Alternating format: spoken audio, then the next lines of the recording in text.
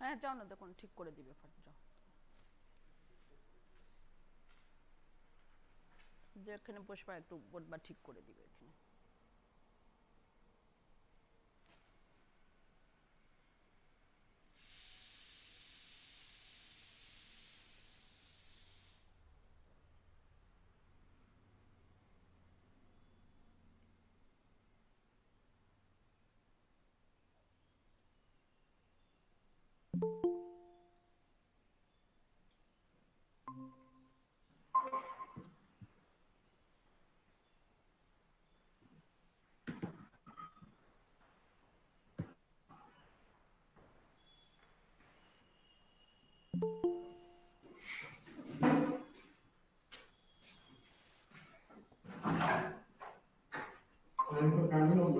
Yeah, good morning, Ranjan, sir.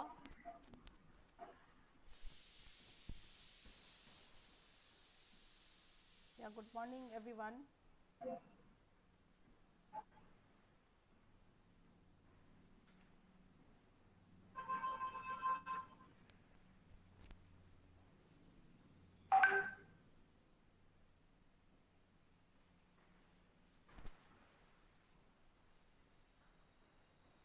Good morning, Ranjan, sir.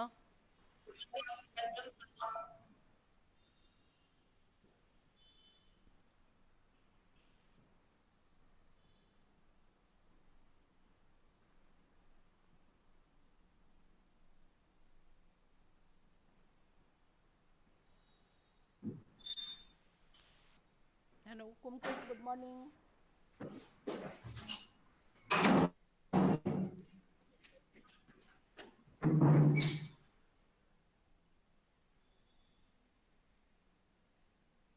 Good morning. Yeah, good morning, sir. Namaskar, sir. Namaskar, sir. नमस्कार नमस्कार, कैसे हैं? हाँ ठीक हूँ सर, ठीक हूँ sir. Actually I will try. मैं ट्राई कर रहा था, बहुत देर से नहीं हो पा रहा था, अभी जस्ट जी। नाउ आई जी ज्वाइन। सर, अभी सर लिंक खोले हैं सर, अभी वो इसीलिए सर नहीं हो रहा था सर। और सर आप कैसे हैं सर? ठीक है, एक्चुअली लास्ट मिनट में से ने कहा कि कल क्लास लेना है, तो मैंने आप सोचा कि आपका तो कल ही यही। था, तो प्रोग्राम शेड्यूल में आपका कल ही था। तो फिर सर ने बोला कि सर कल आ जाएंगे, कल आएंगे, हम था, बोले ठीक मैंने है। देखा था, जी जी। लेकिन चेंज होते रहता है, मतलब कभी उसमें वो चले गए, कभी उसमें चले गए, दो प्रोग्राम एक साथ चल रहा है। जी तो सर, एक जी सर। वेस्ट बंगाल का चल रहा है, एक उदयपुर का चल रहा था, कभी वो उसमें चले जाते हैं, कभी हम इसमें आते रहते हैं, तो उसमें कुछ चेंज है, रोटेशन है कि, तो इसके हिसाब से चेंज होते रहता जी है। सर, जी सर। एक्चुअली सर अभी बहुत ज़रूरत है आज ऐसे का सेशन प्रोग्राम में का सर। ज्यादा हिंदी इंग्लिश दोनों यूज करूंगा तो कोई दिक्कत नहीं, कोई प्रॉब्लम? नहीं सर, कोई बात नहीं हेलो। सर। जी सर। एक्चुअली सर अभी बहुत समझ में आ ज़रूरत है जाए सर। लोगों को, मेन है समझना जी सर, जी सर। टॉपिक। अभी कितने लोग ज्वाइन किए इसमें? अभी तो सर नहीं किए, तीन चार आदमी ही हैं सर, अभी करेंगे सर, अब सब ज्वाइन करेंगे सर। आज सर एक्चुअली 11 बजे था ना, तो आज थोड़ा हमने एक घंटा थोड़ा सा आगे मॉर्निंग कर का दिया। टाइम है ना। हाँ, एक घंटा आगे कर दिया सर आज, थोड़ा। वहाँ क्या ठंडी है ज्यादा? जब ज़्यादा ठंड नहीं है सर, वहाँ ठीक ठीक मौसम है। कैसे? ठीक ठीक है सर, यहाँ सिलीगुड़ी में ठीक ही रहता है सर, ज़्यादा ठंड नहीं होती है सर। यहाँ तो हम लोग का बहुत गर्मी है, मैंने फैन चला के रहना पड़ता है। जी सर, उधर तो। विजयवाड़ा। जी विजयवाड़ा तो सर गर्म ही रहता है सर। नहीं, यहाँ तो फैन तो नहीं चलाना पड़ता है, लेकिन गर्म ही है यहाँ, ठंडी नहीं। ठीक ठीक है सर, रात को ठंड हो जाती है, बट डे में चलता है सर। कोविड का क्या सिचुएशन है सर, मैं वहाँ कोविड पे? का तो सर है, मतलब अच्छा कोविड तो 19 का है, कोई अभी मतलब क्या एवरी डे सिचुएशन यहाँ पे है वेस्ट 50-100 केस आ ही रहे हैं यहाँ पे तो। वेस्ट बंगाल में तो स्थिति बहुत ख़राब है, मैं यहाँ लोकल सिलीगुड़ी के बारे में बोल रही हूँ। लेकिन स्कूल तो ओपन हो गए हैं। नहीं सर, कुछ भी ओपन नहीं हुआ है सर। और मुझे लगता है कि यहाँ पे तो इलेक्शन होने वाला है ना सर, अप्रैल में। तो इलेक्शन से पहले शायद कुछ ओपन भी नहीं होगा। विधानसभा का इलेक्शन होने वाला है, तो अच्छा। मुझे नहीं लगता है कि उससे पहले ओके। कुछ होगा। मतलब और 6 महीना ऐसे ही यहाँ तो चलेगा। ओपन हो गए स्कूल। जी सर, बहुत स्टेट में हो चुके हैं हाँ, सर। लगता है इससे जी सर, बहुत यहाँ हो स्टेट गया में हो है। गए सर। यहाँ पे इलेक्शन के चलते थोड़ा बहुत सा दिक्कत हो गया बच्चे लोग के लिए। बहुत दिक्कत हो गई सर, बहुत दिक्कत हो गई। हम्म, बस सबसे ज़्यादा तो ये एजुकेशन ही इफ़ेक्ट हुआ है, और सब काम तो चल जाता है, बट बच्चे बहुत अफेक्टेड हुए हैं इससे। हम्म।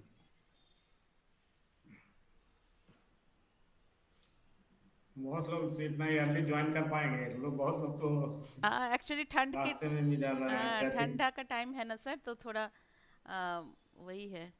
और वैसे तो हमने सब जगह मैसेज कर दिया था कि 1 घंटा हम पहले शुरू करने वाले हैं, सब जगह ऑलरेडी मैं कर दी थी फिर कर मैसेज। वही है, धीरे धीरे जुड़ेंगे।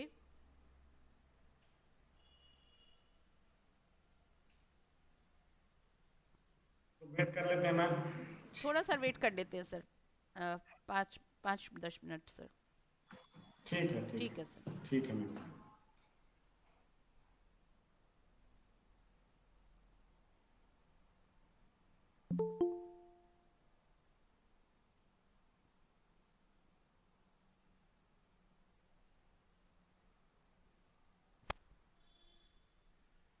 गुड मॉर्निंग पूजा। Good morning, ma'am. या good morning.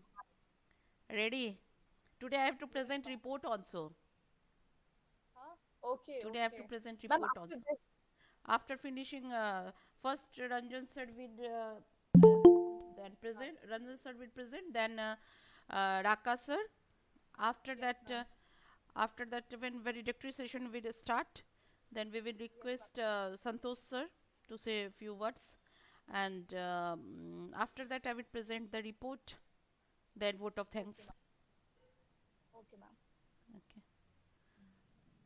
I think now that participants are joining slowly.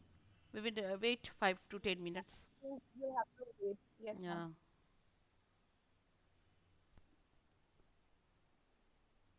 Actually, today we have 1 hour before we have started. That's why I have Started at message. 10 o'clock. Yeah, I have given message Uh, everywhere, but yes, ma'am. yeah, they will join slowly.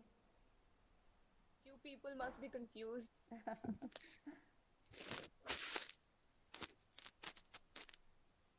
हमने सभी जगह message तो कर दिए हैं, Facebook पे, जहाँ भी मैंने शेयर किया था व्हाट्सएप ग्रुप में, सभी जगह करेंगे, धीरे धीरे Yes, ज्वाइन ma'am. करेंगे।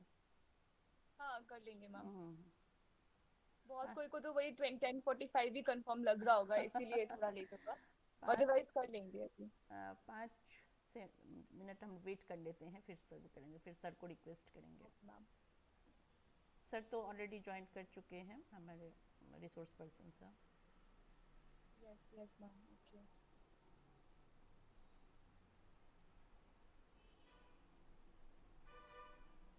5 मिनट्स देख ले, 10 में स्टार्ट करेंगे, ठीक है। 5 to 7 मिनट्स वेट कर लेते हैं। Okay, ma'am. Sir has joined. Yeah good morning sir. Yes, Dr. Baru sir, good morning. Yeah, good morning, ma'am.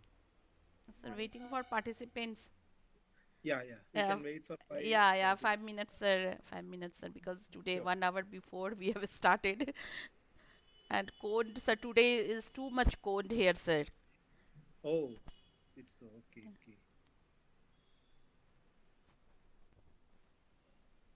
Ranjan sir has already joined, sir. Uh, just now I didn't check it. He Yeah, has joined. yes, sir. That That's yeah, he is here. So okay. Fine. after 5 minutes, I will request him to start the presentation.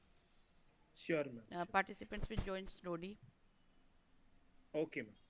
So today I have to present report also in the introductory session. Yes. Okay. The valedictory. Actually, first session will be by Ranjan, and second session will be by. I Rak- will take the second session on life cycle approach. Okay, sir. Dr. Raka will join for a valedictory. Okay, sir. Okay. So valedictory Santosh sir and Raka sir. Maybe Okay, sir. Santosh sir also may join. Okay, sir. because Santosh sir has promised me yesterday that he will join. Oh, He will join today in valedictory. okay. That's good. Today, any more programs, sir? Just 5 minutes, ma'am. I'll be back. Okay, sir. Okay, sir.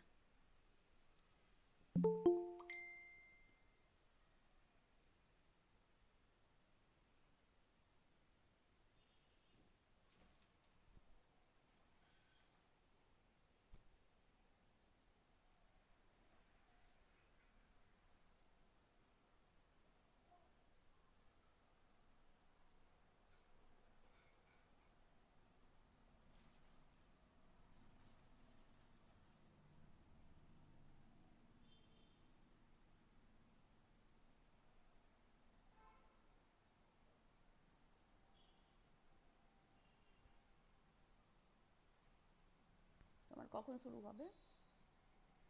কখন? 7:30 time আছে।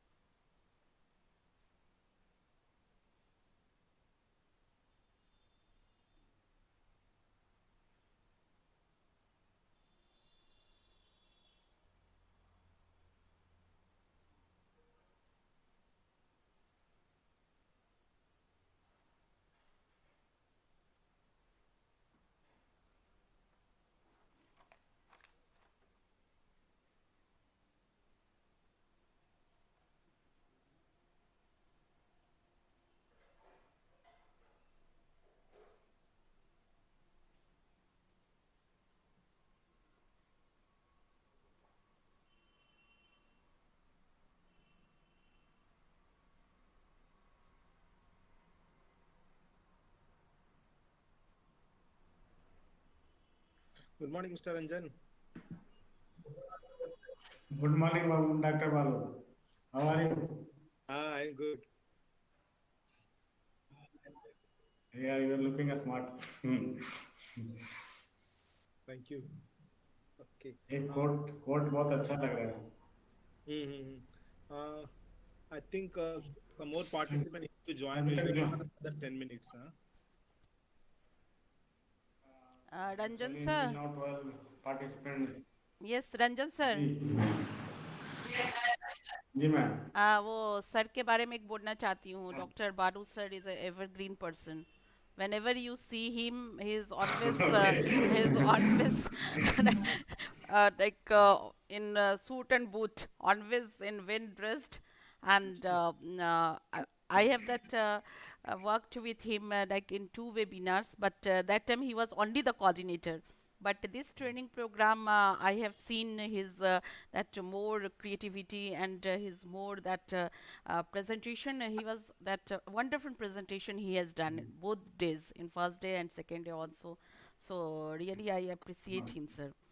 And okay you know that he's always Thank you. evergreen. I'm always telling everybody. And I got, you don't believe sir कि इतना phone call मुझे आ रहा है doctor Baru sir के, इनके सामने मुझे नहीं बोलना चाहिए, but I got so Ma'am, many it's phone live. The calls. program is live, ma'am. Dr. Baru sir, I'm getting अच्छा that number of phone calls and messages about you कि बारू सर का प्रेजेंटेशन और बहुत ही अच्छा था। Next month मैं भी आपके साथ एक वेबिनार करवा रहा हूँ नेक्स्ट मंथ जी सर, श्योर सर, मैं श्योर सर। सर के साथ 2 वेबिनार आई किया विल है, बट उस टाइम में बस सर ने एज ए कोऑर्डिनेटर काम किया तो मुझे पता नहीं चला, बट इन्होंने इस टाइम में जो प्रेजेंट किया है बहुत ही अच्छा इनका प्रेजेंटेशन रहा दोनों दिन, तो इनमें बारू क्वालिटीज़ की सर कमी नहीं है।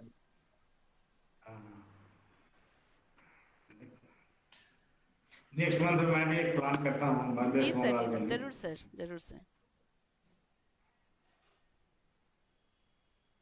एक्चुअली जो मोड ऑफ जो चेंज हो गया है ना delivering lectures and all things online, तो इसमें बहुत सारे नेटवर्क कांटेक्ट बढ़ गए हैं लोग जी बहुत सर, जी इसकी सर, बहुत रीच और लोकल लेवल पर रीच बढ़ गया है जी सर, जी सर, क्योंकि ऐसे ऐसे फेस टू फेस कराने में फिर जो होता था प्रोग्राम वो ज़्यादा आउटरीच तक नहीं जा पा रहे थे, जी सर, लेकिन जी अब सर, जो हम लोग हैं ना हाँ, एकदम ग्राउंड लेवल के लोगों को भी इसमें ला रहे हैं। जी सर, जो हमारा कल का जो प्रोग्राम हुआ था कल रात में उसमें लखनऊ के 5-6 बच्चियां जो है जो लोकल लेवल पर क्या प्रॉब्लम है उसको इस तरह से उन्होंने बताया है, तब वो जो एक्सपर्ट बैठे हुए थे उन लोगों ने बोला कि बहुत ही मतलब ग्राउंड लेवल का जी सर, जी सर, बच्चे थे, तो इससे फायदा हुआ है कि जो ट्रांसफॉर्मेशन हुआ है जो लर्निंग का कि होम टू होम जो फेस टू फेस करते थे वो ऑनलाइन में कन्वर्ट हुआ, जी थोड़ा सा सर, भी प्रॉब्लम है इसमें लेकिन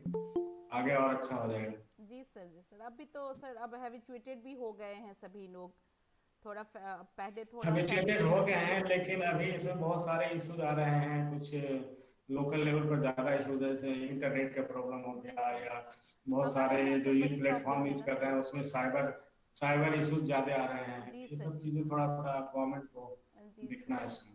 ये तो है ही सर। हमारे यहाँ भी सर वही प्रॉब्लम है सर, यहाँ पे नेटवर्क का इतना ज़्यादा प्रॉब्लम है। बहुत सारे पार्टिसिपेंट वही बोल रहे हैं सर, हम लोग ट्राई कर रहे हैं, 2 दिन से ज्वाइन नहीं कर पा रहे हैं, और हाँ हमारे मैक्सिमम एक प्रॉब्लम हो पार्टिसिपेंट्स। जाता है, सिलीगुड़ी में तो प्रॉब्लम होगा। जी सर, हमारे और मैक्सिमम हमारे पार्टिसिपेंट्स ना सर सिक्किम से हैं, क्योंकि मैं 23 ईयर्स सिक्किम में रही हूँ सर, तो मेरे वहाँ पे बहुत सारे जो अभी भी मतलब हमारे कांटेक्ट में है, जो टीचिंग फ्रेटर्निटी के हैं, जो स्टूडेंट्स हैं, स्कूल टीचर्स हैं, कॉलेज, तो वो लोग बहुत लोग रजिस्टर्ड करवाए थे, इवन स्टूडेंट्स, स्कूल के स्टूडेंट्स, कॉलेज के स्टूडेंट्स, बट वो लोग ज्वाइन ही नहीं कर पा रहे हैं। वहाँ पे भी सिक्किम में भी इतना नेटवर्क प्रॉब्लम है सर, और उनके लिए ही हमने गूगल नेटवर्क मीट और यूट्यूब रखा कि ये सब लोग फैमिलियर हैं गूगल मीट और यूट्यूब से, सिस्को, वेबएक्स, माइक्रोसॉफ्ट सब नहीं हैंडल कर पाते हैं, बट फिर भी उन वो बोल रहे हैं, कंप्लेन कर रहे हैं कि नहीं ज्वाइन कर पा रहे हैं। उनको हम पीपीटी सर, हो सकेगा मैं बारू सर से रिक्वेस्ट करूँगी कि पीपीटी प्रोवाइड करे, जो मैं एटलीस्ट स्कूल बच्चे को और जो कॉलेज के स्टूडेंट्स हैं उनको प्रोवाइड कर सकूँ, क्योंकि ये जो बहुत अच्छा, और कल नम्रता मैम ने जो प्रेजेंट किया मेंटल हेल्थ ऑफ चिल्ड्रन, वो बहुत ही अच्छा सर, यूजफुल था सबके लिए, बच्चों के लिए, पेरेंट्स, टीचर्स, सबके लिए बहुत ही यूजफुल था वो सर। मैं सर से रिक्वेस्ट करूँगी कि पीपीटी प्रोवाइड करें हमें।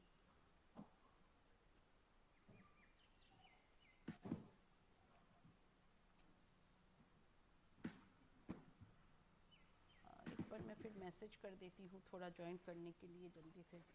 Savitra ma'am, I request you to ask your staff to instruct all other participants Yeah, to yeah, join yeah, it, please. yes, yes sir, yes sir. একটু সব জায়গা message করে দাও না জয়েন করতে তাড়াতাড়ি.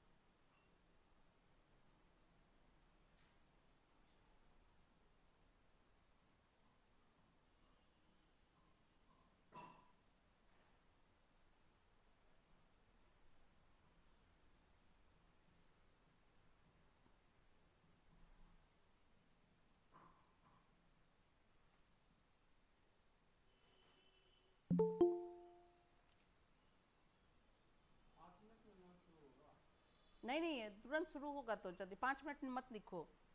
प्रोग्राम इज गोइंग ऑन लिखो. शुरू हो गया. 5 मिनट करने से तो और 5 मिनट है.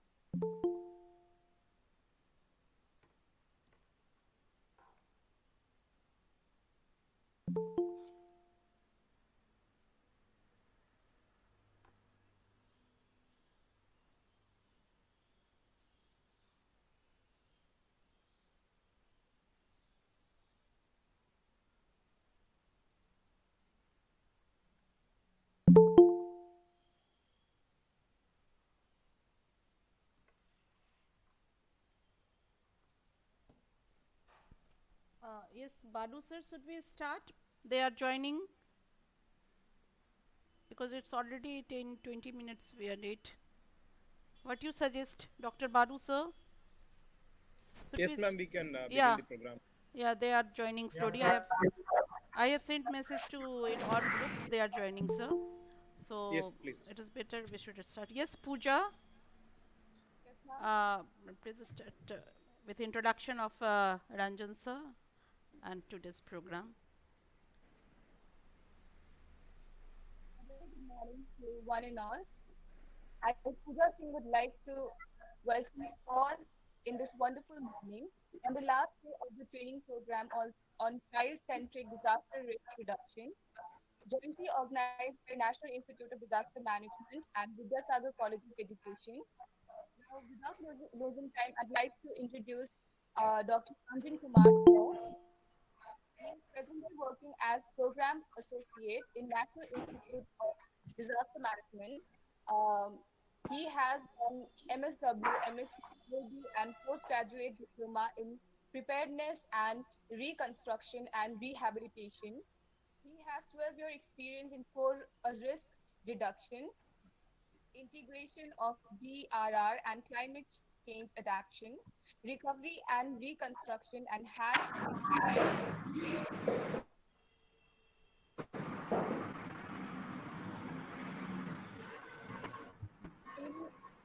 and data analysis. He has a vast experience in working with SAARC, DMC, UNDP, UNICEF, and other national organizations on various issues. Sir, over to you. Thank you Pooja for brief introduction and आज का जो मेरा session है मैं bilingual रहेगा English और दोनों को यूज करूंगा और मोस्ट जो प्रीवियस क्लास में जो हमारे डॉक्टर बालू सर ने और जो भी नमिता मैडम ने मेंटल हेल्थ इश्यूज और डूज एंड डोंट्स के बारे में बताया होगा डिजास्टर का क्या बेसिक कॉन्सेप्ट है और जो डिजास्टर का जो बेसिक कॉन्सेप्ट में एक गोल्डन फार्मूला जो है disaster is equal to hazard into vulnerability into exposure by capacity.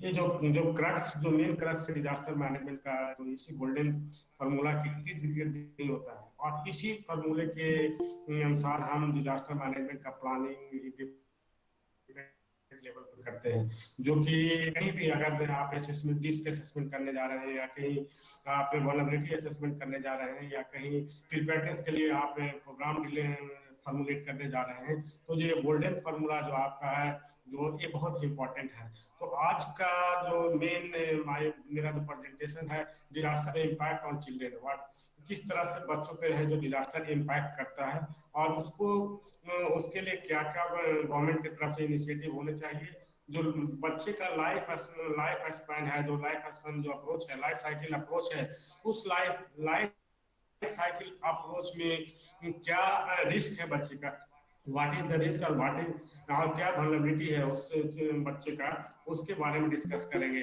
और उसके बाद नेक्स्ट जो अगर टाइम मेरे पास हुआ तो कुछ जो चाइल्ड राइट्स कमिटमेंट है इंडिया के बच्चे के क्या अधिकार दिए गए हैं बच्चे का क्या राइट्स है इस डिजास्टर सिचुएशन में क्या राइट मिलने चाहिए और स्टेट की क्या रिस्पॉन्सिबिलिटी बनती है वो थोड़ा सा डिस्कस करेंगे तो हमको केवल 2 मिनट का टाइम दे आए मैं शेयर करता हूँ अपना प्रेजेंटेशन जी सर.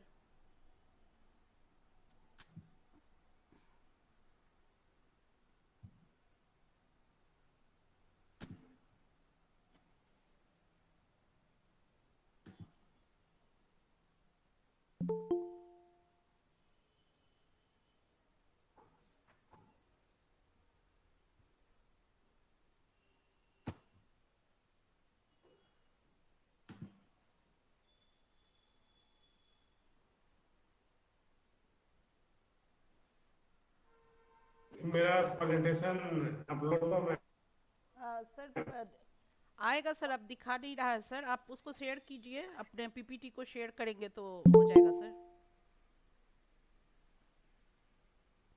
जहाँ मैंने पीपीटी ओपन कर दिया हाँ हाँ और वो दिखा रहा है कि you are presenting sir PPT को क्लिक टॉपिक कर, टॉपिक हाँ शेयर कीजिए फिर पीपीटी, टॉपिक हाँ शेयर कीजिए फिर पीपीटी। प्रेजेंट नाउ पहले है। पॉइंट डाउन है, उसके बाद किस में जाएंगे, यू इंटायर स्क्रीन या विंडो? सर प्रेजेंट नाउ किए ना, उसके बाद ये वो विंडो शेयर है वो या शेयर कीजिए फिर। यू इंटायर हाँ स्क्रीन? पीपीटी खुला हुआ है, उसको क्लिक कीजिए सर, हो जाएगा।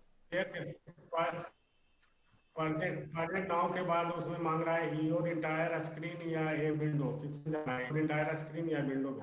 इंटायर स्क्रीन में सर। हाँ हो गया, ओपन हो गया, ओपन ओके। हाँ तो सर उसको वो नाउ कीजिए। It is okay. सर आ रहा है सर, हाँ सर आ गया, दिख रहा है सर, हो गया sir. Yes sir, now it's okay. मेरी आवाज क्लियर आ रही है जी ना? सर, जी सर, बिल्कुल सर। Yes, sir. तो अब ये जो पहला जो स्लाइड्स है, जो कि मैं सारे पार्टिसिपेंट से उनको यहाँ उपस्थित होने के लिए धन्यवाद देता हूँ, और मैं हैप्पी न्यू ईयर की उनके लिए सबको मैं हैप्पी, मेरे तरफ से happy new year for participants. और सबसे मेन जो चैलेंज है अभी इस कोविड-19 सिचुएशन में, इस कोविड-19 सिचुएशन से अपने को बचा के रखना, अपने फैमिली को स्वस्थ रखना है। तो ministry of national institute of disaster management और ministry of home and ministry of women and health welfare का जो एक गाइडलाइन है, उसके हिसाब से हम बताना ये मस्ट है कि हर लोग को एक फॉर्मूला इस्तेमाल, अपने हाथ और हाथों को साबुन से अच्छी तरह से धो लें, नाक मुंह को टच ज्यादा नहीं करें, सामाजिक दूरी बना के रखें और सतह से नियमित रूप से स्वच्छ करें। तो ये जो डेफिनेशन ऑफ जो गाइडलाइन है, जो पोस्टर का, वो अपने इससे कि इस कोविड-19 से बचा जा सके। इसके बाद मैं अपना टॉपिक पे आता हूँ। तो disaster impact on children, how to disaster impact on children, हमें यहाँ पे हम डिस्कस करेंगे कि बच्चे को किस तरह से क्या इम्पैक्ट होता है डिजास्टर का। तो जनरली देखते हैं कि मैं पार्टिसिपेंट से पूछना चाहता हूँ कि जो बंगाल है, बंगाल बेसिकली ज्यादातर डिजास्टर प्रोन एरिया है, जिसमें ज्यादातर फ्लड एंड अर्थक्वेक और साइक्लोन के प्रभाव ज्यादा रहते हैं। तो अगर कोई भी पार्टिसिपेंट्स अगर अपना एक्सपीरियंस शेयर करना चाहते हैं तो चैट बॉक्स में शेयर कर सकते हैं कि उन्होंने किस तरह से क्या इम्पैक्ट देखा है इस मतलब इस तरह के डिजास्टर का, कि डिजास्टर होने पे क्या इम्पैक्ट पड़ा है बच्चों पे, एडल्ट पे, या हेल्थ जो बच्चे डिजेबल हैं उस पे, या ओल्ड एज पीपल पे क्या इम्पैक्ट पड़ा है। यहाँ पर तो हमारी बात हो, जो हमारा जो आज का सेशन है केवल बच्चों के लिए और बच्चे के साथ काम करने के लिए है, लेकिन जो आपका एक्सपीरियंस जो है वो बहुत ही मायने रखता है, क्योंकि आप जो है उस ग्राउंड लेवल के जो एक्सपीरियंस है आपके पास है। तो मैं भी जब डिस्ट्रिक्ट प्रोजेक्ट ऑफिसर है जो काम कर रहा था मधेपुरा में, तो मैं भी उस सिचुएशन को देखा हूँ। तो इस पर ज्यादा डिस्कस टॉपिक पे आता है। तो सबसे पहले जब भी कोई डिजास्टर होता है, any disaster, children are directly affected by disaster, क्योंकि because children are more vulnerable. क्यों मोर वल्नरेबल है? They are dependent on their parents, care giver या गार्जियन पे ज्यादा डिपेंडेंट होते हैं। तो most of the cases in emergency situation the loss of lives of children has been higher than adult. जो बच्चे जो है उसमें ज्यादातर मारे जाते हैं या इंजर्ड हो जाते हैं, जो कि एडल्ट की तुलना में ज्यादा ये देखा गया है। इसके अलावा क्या इम्पैक्ट पड़ता है कि अगर बच्चे का हाउस होल्ड डैमेज हो गया है या क्रिटिकल इंफ्रास्ट्रक्चर डैमेज हो गया। क्रिटिकल इंफ्रास्ट्रक्चर में हम मेडिकल हॉस्पिटल्स या जो भी स्कूल्स हैं वो जो पूरी तरह से डैमेज हो जाते हैं in disaster situation, in case of earthquake या इन केस ऑफ सुनामी या इन केस ऑफ साइक्लोन। ये जो क्रिटिकल इंफ्रास्ट्रक्चर जो डैमेज होते हैं उसका डायरेक्ट इम्पैक्ट बच्चों के एजुकेशन पे, बच्चों के हेल्थ पे, बच्चों के जो जो जो बेसिक नीड्स हैं, बेसिक रिक्वायरमेंट है सर्वाइवल के लिए, उस पर ज्यादा इम्पैक्ट पड़ता है। तो इसमें disaster situation loss of life of children has been higher than adult. ये देखा जाता है कि जो डिजास्टर के सिचुएशन में जो बच्चे के जो चिल्ड्रन हैं उस पर ज्यादा इम्पैक्ट पड़ता है। बच्चे या तो फैमिली से अलग हो जाते हैं डिजास्टर के सपोज दैट एक एग्जांपल आप सुनामी का ही ले लीजिए। सुनामी की बहुत सारे ऐसे केसेस हैं सुनामी में कि जिसमें जिन्होंने अपने पेरेंट्स को खो दिया उस सुनामी में, और उसका कहीं न कहीं उसका जो इम्पैक्ट बच्चे पे पड़ा, मेंटल हेल्थ इश्यूज पे पड़ा, उसके लाइवलीहुड के जो इनकम के सोर्स थे उस पे पड़ा, उनके एजुकेशन पे पड़ा। तो इस तरह से जो इमरजेंसी सिचुएशन है या कम्प्लेक्स इमरजेंसी जो है बच्चे को बुरी तरह से इम्पैक्ट करता है डिजास्टर के सिचुएशन में। और इसको ध्यान में रखते हुए इसमें हम आगे क्या क्या किस तरह का इम्पैक्ट पड़ता है उसको हम आगे के स्लाइड में देखते हैं। तो सबसे पहले we discussed about that in normal position बच्चे wake up early in the they have their a routine life। बच्चे एक रूटीन लाइफ में रहते हैं, wake up early in the morning, go for refreshment, eat food, go to school and work play। ये उनका एक systematic routine होता है। जब भी disaster strike, disaster affect the routine life of the children, बच्चे के जो रूटीन लाइफ है उसको बुरी तरह से इफेक्ट करता है। बच्चा ठीक से सो नहीं पाता है, बच्चे को रिफ्रेशमेंट नहीं मिल पाता है, बच्चा खेल नहीं पाता है। तो इस तरह का जो सिचुएशन होता है उसका रूटीन लाइफ को पूरी तरह से डिस्टर्ब हो जाता है, जिसका डायरेक्ट इम्पैक्ट उसके फिजिकल हेल्थ पे पड़ता है, उसके मेंटल हेल्थ पे पड़ता है, उसके डे टू डे लाइफ पे पड़ता है, उसके एजुकेशन पे पड़ता है। तो ये जो रूटीन लाइफ है बच्चे का वो डिजास्टर में इस तरह से इफेक्ट होता है। अब we discuss about how to impact a disaster on physical health. So children health may be more vulnerable in disaster for biophysical reason। जब भी एनी इमरजेंसी होता है तो उनका जो हेल्थ है, फिजिकल हेल्थ है, जो कि हम पिक्चर में जो पिक्चर है जो यहाँ पे देख रहे हैं पिक्चर में, ये भूज earthquake का 2001 में जो भूज earthquake हुआ था उसमें बच्चे बुरी तरह से इंजर्ड हुए थे। और सेकंड जो पिक्चर है भोपाल गैस ट्रेजेडी का है, जिसमें मिथाइल आइसोसाइनाइड के कारण बहुत से बच्चे इफेक्टेड हुए थे, बहुत सारे बच्चे मारे गए थे। कहीं ना कहीं डिजास्टर है जो फिजिकल हेल्थ पे बहुत ज्यादा असर करता है। और फिजिकल हेल्थ में या तो बच्चे इंजर्ड हो जाते हैं या बच्चे मारे जाते हैं या किसी डिजीज के शिकार होते हैं। अगर क्रिटिकल इंफ्रास्ट्रक्चर बुरी तरह से डैमेज होता है, if critical infrastructure damage badly, then proper supply of food intakes also become decreased, जिसके कारण क्या होता है कि इंटेक ऑफ कैलोरी जो विटामिन उनको मिलना चाहिए, वो न्यूट्रिशियस फूड मिलना चाहिए, उनको पूरी तरह से नहीं मिल पाता है। तो ये सिचुएशन जो फिजिकल हेल्थ पे पड़ता है इसका डायरेक्ट इम्पैक्ट बच्चे के ओवर ग्रोथ पे पड़ता है। और उस ग्रोथ के कारण आगे क्या इम्पैक्ट पड़ता है उसको नेक्स्ट स्लाइड में डिस्कस करेंगे। तो सबसे इसके पहले मैं देख सकते हैं कि फिजिकल इंफ्रास्ट्रक्चर या मेडिकल इंफ्रास्ट्रक्चर पर किस तरह से डिजास्टर इम्पैक्ट करता है। तो disaster can cut off access to medical care. जो मेडिकल केयर जो लोकल लेवल पर मेडिकल केयर हो या पीएससी हो, प्राइमरी हेल्थ सेंटर हो या आंगनवाड़ी हो, वो पूरी तरह से डैमेज हो जाते हैं डिजास्टर के सिचुएशन में। मोस्ट ऑफ द केसेस, खास करके इन केस ऑफ फ्लड एरिया में ज्यादातर जो मेडिकल इंफ्रास्ट्रक्चर है या स्कूल है या आंगनवाड़ी है लो लाइन एरिया में है। तो फ्लड वाटर से इसमें एक एग्जांपल के तौर पर एक पिक्चर भी दिया हुआ है जिसमें जो पीएससी है वो जिसमें फ्लड वाटर ऑलरेडी इसमें सबमर्ज हुआ है, जिसके कारण जो पेशेंट है वो काफी अनहाइजेनिक कंडीशन में है और उनका जो रिस्क बहुत ज्यादा है, वल्नरेबिलिटी ज्यादा है। तो हम पिछली क्लास में हम लोग ने पढ़ा कि रिस्क वल्नरेबिलिटी जो है उसको ध्यान में रखते हुए आगे कुछ करना है। तो ये जो जब डिजास्टर होता है तो आपका ये जो रिस्क बढ़ जाता है, जिस तरह के मान लिया कि फ्लड वाटर में तो हाइजेनिक कंडीशन तो जो डिजीज का जो खतरा है वो ज्यादा बढ़ जाता है। तो in destroy health infrastructure lead to illness और injury caused by disaster are difficult to treat and become verse.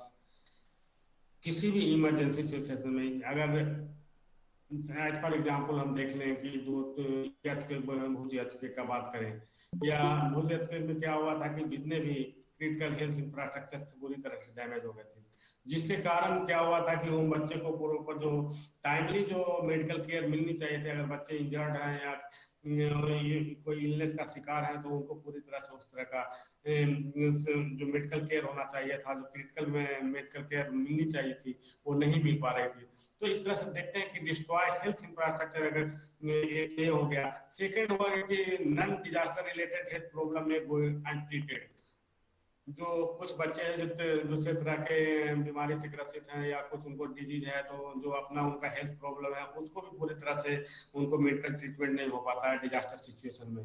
और डिजास्टर सिचुएशन में जनरली फूड सप्लाई जो एसेंशियल सर्विसेज हैं तो पूरी तरह से डिस्टर्ब हो जाते हैं, जिसके कारण अगर फूड सप्लाई या मिड डे मील बच्चों को खास करके रूरल एरिया में या अर्बन एरिया में, इनकेस हम देख रहे हैं अभी जस्ट जो अभी सिनेरियो चल रहा है कोविड-19 में, तो कोविड-19 की बात जहाँ होती है तो कोविड-19 में जो सारे स्कूल पिछले 1 ईयर से अबाउट 1 ईयर से जो स्कूल क्लोज डाउन है, उसके कारण जो मिड डे मील बच्चों को जो मिलता था वो पूरी तरह से बंद हो गया। तो कहीं न कहीं ये जो सारी चीजें जो एसेंशियल सर्विसेज है, अगर बच्चे को ग्रोइंग पीरियड में ये चीज नहीं मिल पाती है तो उसका डायरेक्ट इम्पैक्ट उसके फिजिकल हेल्थ पे पड़ता है और बच्चे या तो मालन्यूट्रिशन के शिकार हो जाते हैं या उनका ग्रोथ नहीं हो पाता है या मेंटल ग्रोथ नहीं हो पाता है।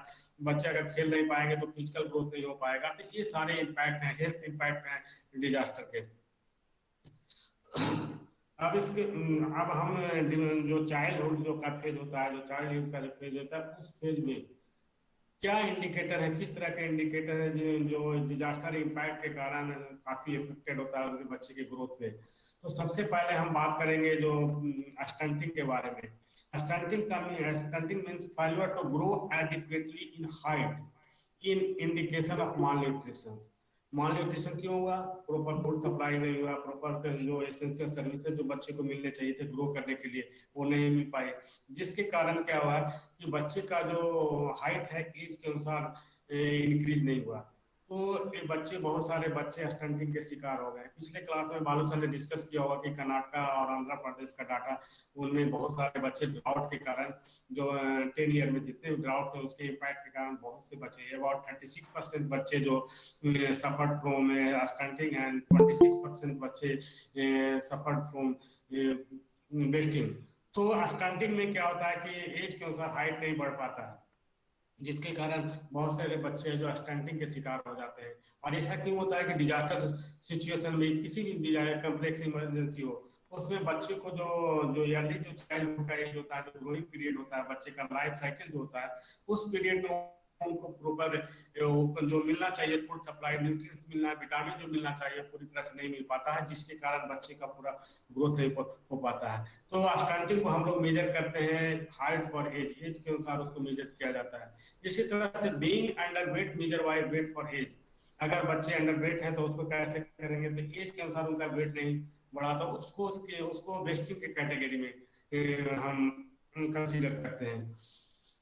caused by shift in consumption or decrease in food supply among other things। एक ऐसे होता है ये जो शिफ्ट जो कंजम्पशन है, जो डिजास्टर के कारण अगर डिजास्टर इम्पैक्ट करता है तो उसका जो फूड सप्लाई का कंजम्पशन है वो पूरी तरह से डिक्रीज कर जाता है, जिसका चूंकि आंगनबाड़ी डैमेज हो जाते हैं, प्रॉपर इम्यूनाइजेशन नहीं हो पाता है, मिड डे नहीं मिल पाता है। ये सारी चीजें जो है ये बहुत ही मायने रखता है इस डिजास्टर सिचुएशन में, और इसके कारण बच्चे या तो वेस्टिंग के या स्टंटिंग के शिकार हो जाते हैं। ये कुछ पिक्चर है जो स्टंटेड, इसमें 3 बच्चे को मैंने पिक्चर में दिखाया है, जिसमें पहला बच्चा है जो स्टंटेड है, उसका पूरी तरह से हाइट एज के अनुसार हाइट नहीं बढ़ पाया। सेकंड जो बच्चा है वो नॉर्मल पोजीशन में, उसका हाइट भी बढ़ा है और उसका हेल्थ भी थोड़ा, उसके वेट भी सही है। लेकिन थर्ड जो बच्चा है जो वेस्टेड है उसका तो नहीं, उसका वेट है जो नहीं, हाइट के अनुसार उसका वेट नहीं बढ़ा है। तो इस तरह से देखते हैं कि जो इम्पैक्ट है इस डिजास्टर सिचुएशन का, खास करके मार्जिनलाइज या रूरल एरिया में जहाँ पे इस तरह का डिजास्टर होता है, उस तरह बहुत सारे केसेस देखे जाते हैं इस तरह के।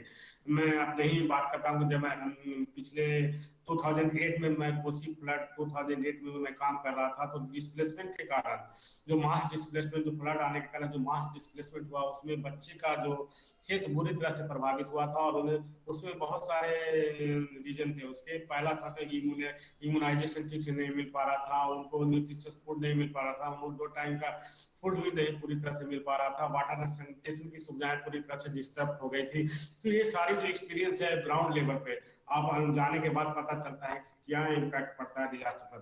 तो इसमें ज्यादातर जो इम्पैक्ट पड़ता है बच्चों पे बहुत ज्यादा, एडल्ट की अपेक्षा बच्चों पे बहुत ज्यादा पड़ता है, और इसका लॉन्ग टर्म में इम्पैक्ट पड़ता है बच्चे के हेल्थ पे।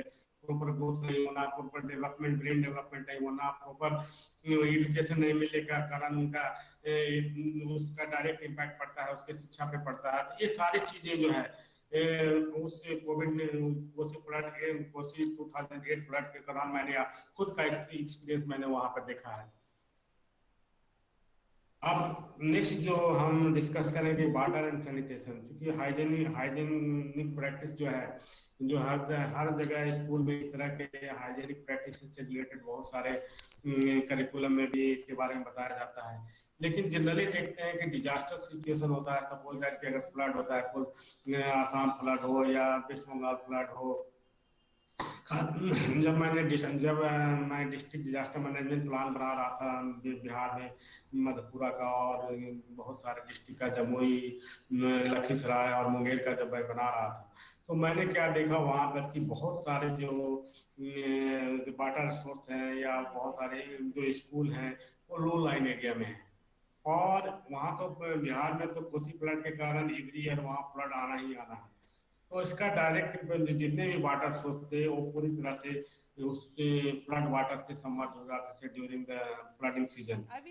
तो ये इसमें पिक्चर भी आप देख रहे हैं कि एक बच्ची जो है वो अपने ड्रिंकिंग वाटर के लिए वो जो उसका वाटर सोर्स है पूरी तरह से फ्लड वाटर से सबमर्ज है।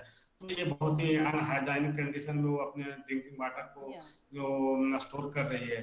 तो अगर ये ड्रिंकिंग वाटर को स्टोर कर रही है तो ये इतना हाइजेनिक है कि इससे चांसेस जो है इनके जो वल्नरेबिलिटी है और जो रिस्क है उस एरिया में जो भी बच्चे इस ड्रिंकिंग वाटर को यूज करेंगे तो या तो उनको डिजीज होने का ज्यादा चांस हो सकता है ऊपर, या तो ये अनहाइजेनिक कंडीशन खास करके फ्लड इफेक्टेड एरिया में या डिजास्टर में अगर बात करें 2015 नेपाल अर्थक्वेक के, मैं भी उस मिशन में था, उसमें भी मैंने यही देखा था कि अर्थक्वेक 2015 में हुआ था, जहाँ पे स्टेटकर बना था, मैं वहाँ भी विजिट किया था।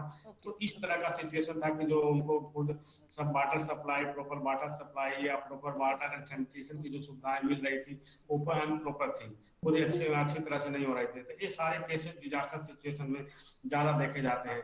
तो unhygienic condition and lack of safe drinking water can cause infectious disease to spread. जो अनहाइजेनिक कंडीशन जो हम देख रहे हैं ये और लैक ऑफ ड्रिंकिंग वाटर जो जो मेन पॉइंट है, वो अगर इस तरह का अगर नहीं मिल पाता है बच्चों को, तो खास करके डिजास्टर मैनेजमेंट सिचुएशन में तो बच्चे में इन्फेक्शियस डिजीज के स्प्रेड होने का खतरा ज्यादा चांस ज्यादा होता है। तो water can cause infectious disease to spread more during and after flood, खास करके फ्लड के सिचुएशन में या फ्लड के बाद या तो बच्चे डायरिया या कॉलरा या इंटेस्टिनल डिजीज से रिलेटेड जो भी डिजीज है उससे शिकार हो जाते हैं, उसकी में फ्रीक्वेंसी ज्यादा बढ़ जाती है उसे फ्लड अफेक्टेड एरिया में। सेकंड है कि या तो बच्चे जो डायरिया का जो केसेस बहुत ज्यादा बढ़ जाता है डिहाइड्रेशन के कारण, माल न्यूट्रिशन के केसेस ज्यादा बढ़ जाते हैं, और बच्चे का जो वल्नरेबिलिटी है, बच्चे का जो रिस्क है उसकी लाइफ पे ज्यादा, उसके सर्वाइवल पर ज्यादा इम्पैक्ट करता है इस वाटर सैनिटरी अनहाइजीनिक कंडीशन जो है बच्चे के हेल्थ पे बहुत ज्यादा और बच्चे का सर्वाइवल पर ज्यादा इम्पैक्ट करता है। तो एक water and sanitation is also important indicator to assess the risk and vulnerability during disaster. तो डिजास्टर के समय में अगर आप रिस्क और वल्नरेबिलिटी अगर असेसमेंट करने जा रहे हैं तो वाटर एंड सैनिटेशन जो पॉइंट है ये भी बहुत ही इम्पोर्टेंट लगता है किसी भी डिजास्टर सिचुएशन में। और खास करके बच्चे का इस पे अनहाइजीनिक कंडीशन है और लैक ऑफ सेफ और ड्रिंकिंग वाटर का इम्पैक्ट बहुत ज्यादा दिखता है। या तो बच्चे डायरिया के शिकार हो जाते हैं या कॉलरा का शिकार हो जाते हैं या उनको माल न्यूट्रिशन का शिकार हो जाते हैं। तो ये सारी चीजें ये बहुत इंपॉर्टेंट है। अब नेक्स्ट जो हम बताने जा रहे हैं कि डिजास्टर जो इम्पैक्ट किस तरह से बच्चे का स्कूलिंग पे इम्पैक्ट करता है, इफेक्ट ऑन द स्कूलिंग। तो इन केस ऑफ फ्लड का सिचुएशन देख लें, या आसाम फ्लड हो या West Bengal flood, most of the cases school use as a shelter के रूप में यूज किया जाता है। या तो earthquake के समय में स्कूल इंफ्रास्ट्रक्चर बुरी तरह से डैमेज हो जाता है या यूज एज ए शेल्टर किया जाता है। तो इफेक्ट ऑन स्कूलिंग ज्यादातर loss of school infrastructure due to disaster, ज्यादा देखते हैं कि earthquake के सिचुएशन में इंफ्रास्ट्रक्चर डैमेज होता है। Loss of school learning material due to disaster, जो स्कूल में लर्निंग मटेरियल है, लाइब्रेरी है, खेलने के लिए प्ले ग्राउंड है या बुक्स हैं, वो जो तो रीडिंग ठीक हो मटेरियल गया। है या डिस्प्ले में अरे तो डिस्प्ले बोर्ड है, ये सारी चीजें डैमेज हो जाती है इससे फोटो डिजास्टर पिक्चर। सिचुएशन में। Loss of school time and closure, school खुलने का और बंद होने का जो टाइमिंग होता है वो पूरी तरह से क्लियर नहीं होता है। बच्चे या तो स्कूल को एक्सेस नहीं कर पाते हैं। क्यों एक्सेस नहीं कर पाते हैं? ज्यादातर या तो फ्लड एरिया में अगर स्कूल है तो पूरी तरह से समर वाटर फ्लड वाटर से समर्ज हो जाता है, या अगर एर्थक्वेक हुआ तो पूरी तरह से वो पूरी इंफ्रास्ट्रक्चर का डैमेज हुआ तो एक्सेस नहीं कर पाते हैं, बच्चे ड्रॉप आउट के शिकार हो जाते हैं। कोविड-19 के सिचुएशन में भी अगर हम बात करें तो स्कूल क्लोज डाउन होने के कारण बच्चे बहुत सारे खास करके गर्ल चाइल्ड ज्यादातर ड्रॉप आउट होने लगे, क्योंकि इस कोविड-19 सिचुएशन में जो हर लोगों को ऑनलाइन की सुविधाएं नहीं मिल पा रही है, किसी के पास स्मार्टफोन नहीं है, किसी के पास इंटरनेट की सुविधाएं नहीं है, तो जो उनका जो स्कूलिंग है पूरी तरह से इफेक्टेड हुआ है। और बच्चे जो ड्रॉप आउट का जो शिकार हुआ है इस खासकर कोविड-19 सिचुएशन में बहुत ज्यादा हुआ है। तो ये सब चीजें जो होती है कि ज्यादातर देखने को मिलती है डिजास्टर से इमरजेंसी सिचुएशन में। एक और इशू जो है कि रोड इंजरी एक्सीडेंट की ड्यूरिंग स्कूल टाइम, अगर स्कूल टाइम के अर्थक्वेक हुआ है तो ज्यादा इंफ्रास्ट्रक्चर जो रोड है या ट्रांसपोर्ट है इंफ्रास्ट्रक्चर पूरी तरह से डैमेज होते हैं, तो इसमें ज्यादातर चांसेस होते हैं कि एक्सीडेंट होने का चांस हो जाता है। या बच्चे का जो रिक्रिएशनल एक्टिविटी जो होता है, रिक्रिएशनल एक्टिविटीज में ज्यादातर जो बच्चे एक्टिविटी में भाग लेते थे या प्ले फुटबॉल खेलते थे या किसी नुक्कड़ नाटक में भाग लेते थे, ये जो उनका डे टू डे का क्रिएशनल एक्टिविटी है पूरी तरह से डिस्टर्ब होता है। तो इस तरह से है जो कोविड-19 है जो स्कूलिंग पर भी इफेक्ट करता है। इफेक्ट ऑन मेंटल हेल्थ, और ये जो डिजास्टर सिचुएशन है उसका इफेक्ट मेंटल हेल्थ इश्यूज पर भी पड़ता है। और इसमें ज्यादातर देखते हैं कि बच्चे डिजास्टर सिचुएशन में स्ट्रेसफुल अनुभव करते हैं या भयभीत हो जाते हैं कि इस तरह का सिचुएशन हुआ। तो खास करके जो पिक्चर आप देख रहे हैं सुनामी 2004 का जो आया था सुनामी, उसका है। इसमें हम देख रहे हैं कि पूरी तरह से बच्चे का जो होम है पूरी तरह से डैमेज हो गया, उसके पेरेंट पे उसका मेंटल हेल्थ इश्यूज पर असर पड़ा है, जिसके कारण बच्चे भी पूरी तरह से स्ट्रेस में है। तो the event step stress and frightening, ये जो सिचुएशन होता है इसमें बच्चे स्ट्रेसफुल होते हैं या भयभीत होते हैं। Natural disaster can cause mild emotionally harmful for children, बच्चे के लिए बहुत ही इमोशनली हार्म, चूंकि उसका अटैचमेंट उसके घर से ज्यादा होता है, उसके फैमिली से ज्यादा होता है। अगर वो डिजास्टर के सिचुएशन में पूरी तरह से अगर डैमेज हो जाता है तो उसको इमोशनली बच्चे हैं जो इफेक्टेड होते हैं। और after disaster stress can be incurred from the damage to children homes, बच्चे का अगर होम हुआ तो बच्चे में कोई भी एक्चुअली ये जो डैमेज के कारण इसका असर देखने को मिलता है। अगर बच्चे का कोई लव वन है, अगर वो मिसिंग हो गया है या इंजर्ड हो गया है तो उसका भी इम्पैक्ट है। वो जो बच्चे हैं जो उस कोपिंग जो उस तरह के सिचुएशन को कोप नहीं कर पाते हैं, उसको हार्डर टाइम रहता है उनको कोप करने का। तो इस तरह से मेंटल इशू जो है उसके इस एरिया में खास करके डिजास्टर एरिया में ज्यादा देखे जाते हैं। चिल्ड्रन में भी cause upset when their care giver experience fear and energy, अगर बच्चे का जो केयर गिवर है या उनके पेरेंट्स हैं उनके गार्जियन है अगर खुद अगर स्ट्रेस में या फियर में है तो उसका इम्पैक्ट बच्चे पे हो सकता है। When parents have high level of post disaster symptoms, their children have high level as well. अगर बच्चे के पास जो पोस्ट डिजास्टर जो सिम्टम जो क्रिएट होता है डिजास्टर की सिचुएशन में, अगर उसका इम्पैक्ट ज्यादा उनके पेरेंट पे है तो बच्चे भी उसी तरह से उसका इम्पैक्ट असर पड़ता है। अब डिजास्टर इम्पैक्ट के कारण और क्या क्या देखने को मिलता है, किस तरह के सिचुएशन क्रिएट होते हैं, बच्चे किस तरह से इफेक्टेड होते हैं।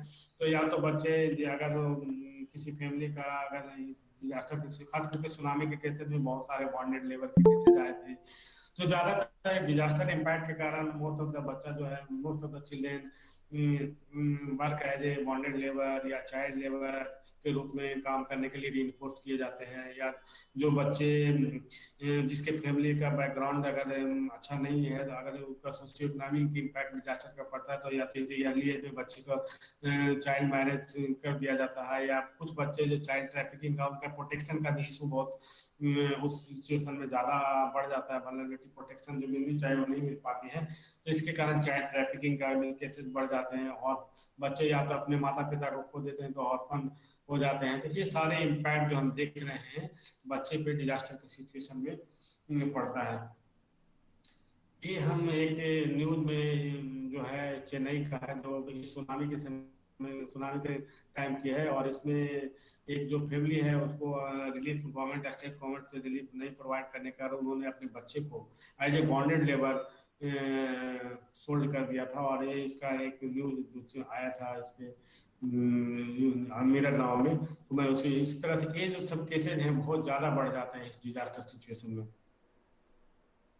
कुछ केस स्टडी जो है कि जिसका सुनामी के टाइम का है, एक मैं जो यहाँ पिक्चर में देख रहे हैं मिस शारदा का है। ये सुनामी की बात है, इन्होंने अपना पेरेंट्स, इस सुनामी में उन्होंने अपना पेरेंट्स को खो दिया था। उसका डायरेक्ट इम्पैक्ट इनके जो स्कूल एजुकेशन पर पड़ा है, स्कूल से ड्रॉप आउट हो गई, किसी के घर हाउस होल्ड कोर में काम करने के लिए फोर्स होना पड़ा, इनका जो मैरिज हुआ इनके चॉइस के अनुसार नहीं हो पाया, इनके और ये मेंटल ट्रॉमा में रहने लगी। और इस जो इनका जो बच्चे का डिलीवरी हुआ वो भी पूरी तरह से मेंटल स्ट्रेस के कारण उसमें भी प्रॉब्लम बहुत तरह की प्रॉब्लम आई। तो इस तरह का सिचुएशन बहुत सारे डिजास्टर में देखने को मिलेंगे आपने। तो और उसके अगर बच्चे के पेरेंट्स बुरी तरह से स्ट्रेस में रहें और बुरी तरह से इम्पैक्ट में रहें इस डिजास्टर के, तो उनका डायरेक्ट कहीं ना कहीं डायरेक्ट इम्पैक्ट है जो बच्चे पे पड़ता है।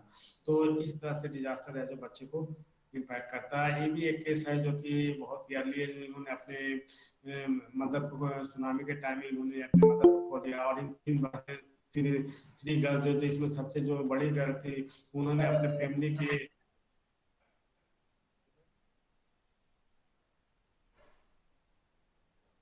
बाद ये संचना का है, ये भी इसी तरह का केस है, मेंटल हेल्थ इशू का शिकार हो गई थी सुनामी के टाइम में।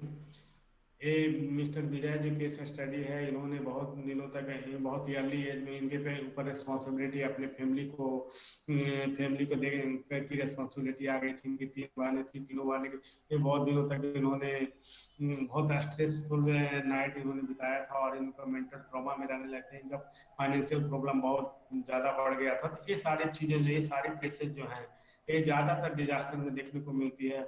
और ख़ास करके जो जो इफेक्टेड एरिया में है ये बहुत बहुत बुरी तरह से प्रभावित करते हैं और इसका डायरेक्ट इम्पैक्ट है जो बच्चे पे पड़ता है। अब नेक्स्ट स्लाइड का थोड़ा सा ये भी बहुत इंपॉर्टेंट है। और इसमें लाइफ साइकिल अप्रोच में किस तरह से जो है इम्पैक्ट करता है डिजास्टर, और उसके लिए क्या क्या प्रिवेंटिव मेजर्स लेना चाहिए, बच्चे का लाइफ साइकिल अप्रोच क्या है, इसके बारे में थोड़ा सा डिस्कस करेंगे। तो लाइफ साइकिल अप्रोच की बात होती है तो बच्चे का ज़्यादातर जो होता है, जो पेरेंटल स्टेज से लेकर एडल्टहुड तक का जो स्टेज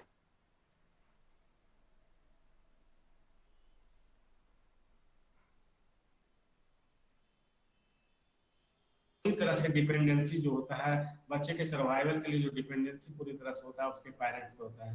तो अगर डिजास्टर रिस्क रिलेटेड आप कोई भी प्रोग्राम या डेवलपमेंट प्रोग्राम फॉर्मुलेट करने जा रहे हैं तो आपको जो बच्चे के एज के अनुसार, बच्चे के जेंडर के अनुसार उसकी क्या रिस्क है, क्या वल्नरेबिलिटी है, और उसको ध्यान में रखते हुए आपको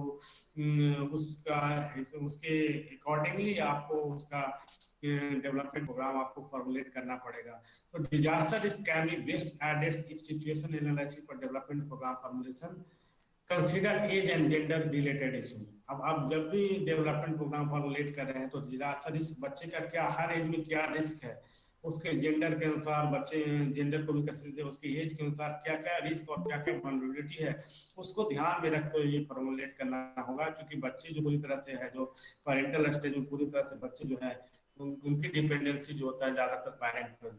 और उस अगर कंप्लेक्स इमरजेंसी सिचुएशन में अगर इस तरह को उनको जो सर्विसेज मिलनी चाहिए, जो सर्विसेज, जो एसेंशियल सर्विसेज होने चाहिए, वो अगर नहीं मिल पाते तो ये सारी चीज़ों को ध्यान में रख के ही आप फॉर्मुलेट कर सकते हैं, आपको करना चाहिए डेवलपमेंट प्लान। हम नीचे के पिक्चर में जो देख रहे हैं कि लाइफ साइकिल अप्रोच की बात हो रही है जहाँ तक, तो लाइफ साइकिल अप्रोच में हम शुरू से जब ध्यान देते हैं तो फीटस, जब बच्चे माँ के गर्भ में रहते हैं, वomb में रहते हैं, तो वहाँ से लेकर एडल्टहुड तक का जो स्टेज होता है उसको हम लाइफ साइकिल अप्रोच में डिस्कस करेंगे। और डिफरेंट फेजेज हैं। तो 1 ईयर का जो फेज होता है बेबी का, इन्फेंट का फेज होता है, और उसके बाद का जो फेज होता है टोडलर फेज जो होता है 1 से 3 ईयर का फेज होता है। प्री स्कूल और प्री स्कूलर फेज होता है 3 से 5 ईयर्स का होता है। प्राइमरी स्कूल का जो फेज होता है 5 to 12 ईयर। तो 1 to 12 ईयर तक का जो स्टेज होता है चाइल्डहुड स्टेज होता है। और उसके बाद एडोलेसेंस का स्टेज 13 to 19 ईयर्स के एज में हो जाता है। उसके बाद हम एडल्टहुड में को कैटेगराइज करते हैं। तो इसमें इस जगह भी कम्प्लेक्स इमरजेंसी होता है या कोई भी डिजास्टर होता है तो ज़्यादातर जो चांसेज हो जाते हैं वो जेंडर डिस्क्रिमिनेशन इशू ज़्यादा क्रिएट हो जाता है। चाइल्ड मैरिज के केसेस ज़्यादा जो है ये बढ़ जाते हैं। चाइल्ड लेबर के केसेस ज़्यादा बढ़ जाते हैं। तो life of child can be divide. तो हम यहाँ पर देखेंगे जो बच्चे का जो लाइफ साइकिल है, बच्चे का जो लाइफ साइकिल है उसको डिफरेंट फेज में बांट कर क्या रिस्क है बच्चे का, उसके एज और उसके जेंडर या स्पेसिफिक नीड्स के अनुसार उसको हम CCDRR प्रोग्राम उसके कैपेसिटी उसके वल्नरेबिलिटी के अनुसार उसको डिजाइन करेंगे। और ये जो फेज जो हम नीचे के पिक्चर में जो आप बता रहे हैं इसी के अनुसार बच्चे का हर फेज में क्या रिस्क है और क्या वल्नरेबिलिटी है, उनकी कैपेसिटी क्या है, उनको क्या रेंडर सर्विसेज मिलने चाहिए इस डिफरेंट लाइफ फेजेज में, उसके बारे में आगे के स्लाइड में हम डिस्कस करेंगे।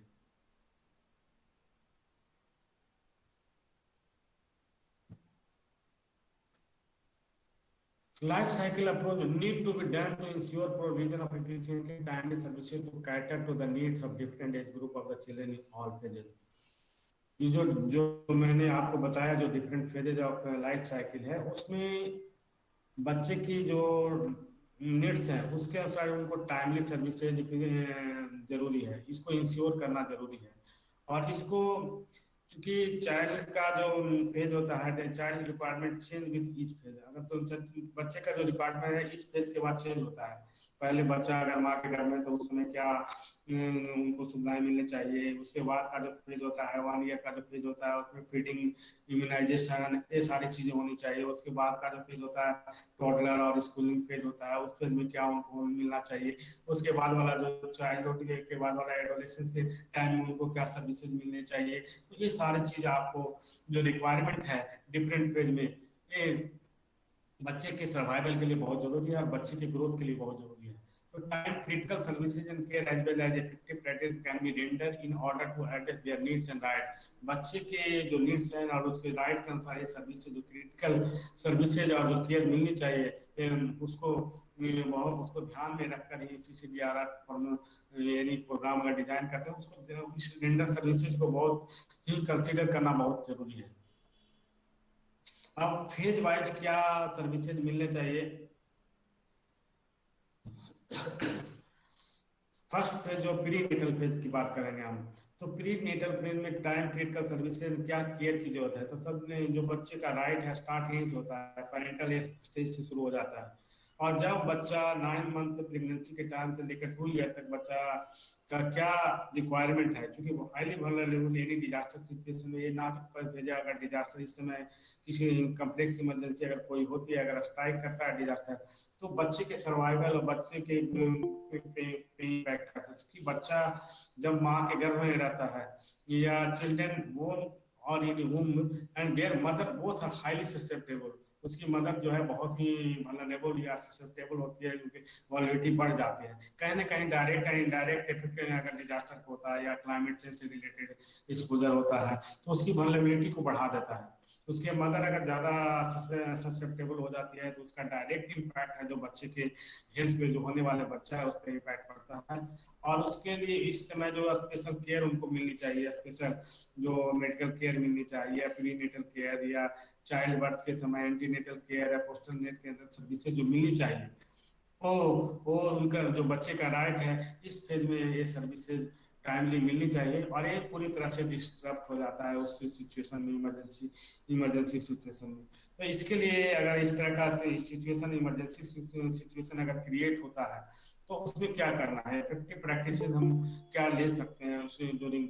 तो सबसे पहले हम लोगों को अगर कहीं भी इस तरह का प्रिपेयर्डनेस या इस तरह का ऑपरेशन करना है अगर डिजास्टर स्ट्राइक हुआ है तो सबसे पहले लिस्टिंग ऑफ एक्सपेक्टिंग मदर्स, जो एक्सपेक्टिंग मदर है फ्लड अफेक्टेड एरिया में या डिजास्टर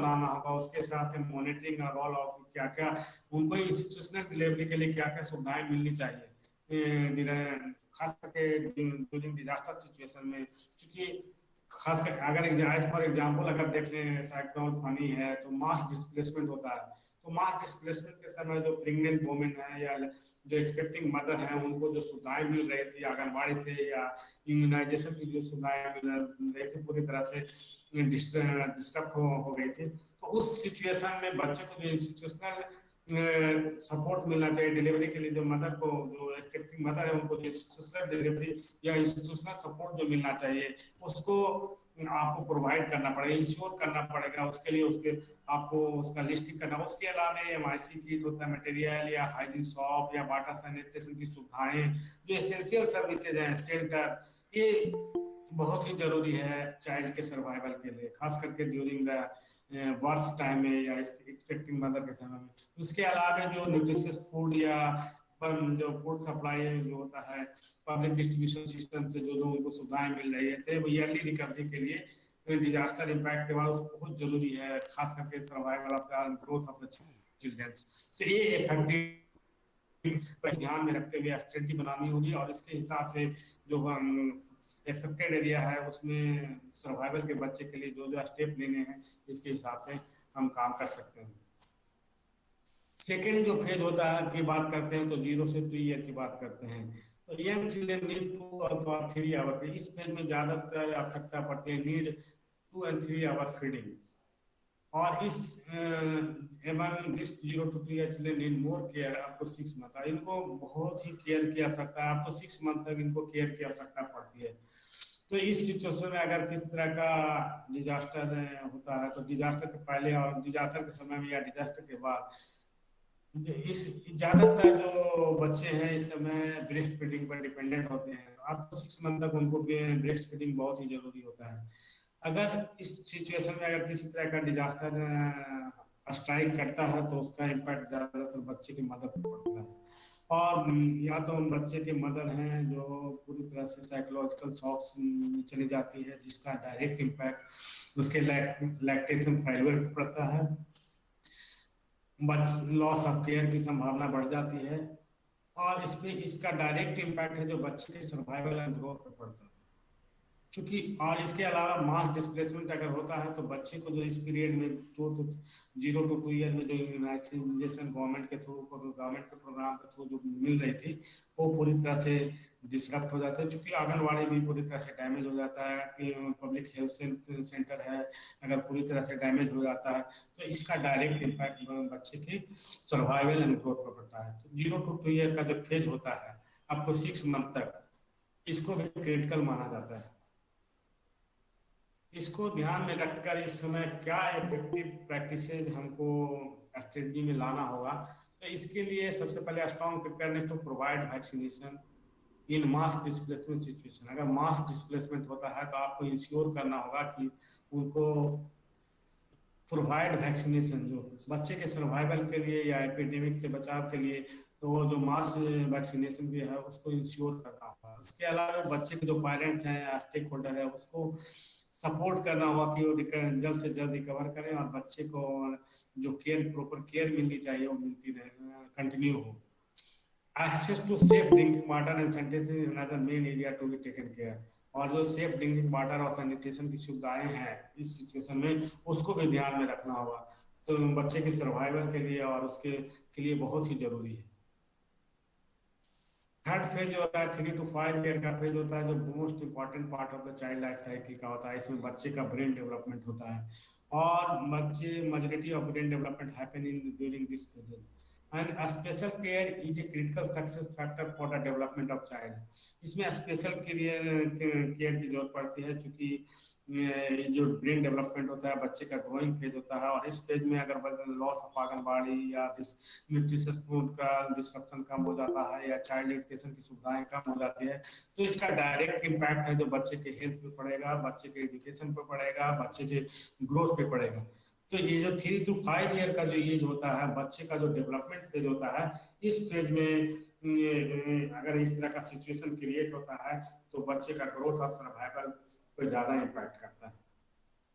और इसके लिए क्या क्या प्रैक्टिसेज हमको लेने चाहिए, उस समय क्या क्या प्रैक्टिसेज अफेक्टेड एरिया में देनी चाहिए। इसके लिए अगर आंगनबाड़ी सेंटर डैमेज हुआ है तो टेम्पोररी आंगनबाड़ी सर्विसेज को रीएस्टेब्लिश करना होगा।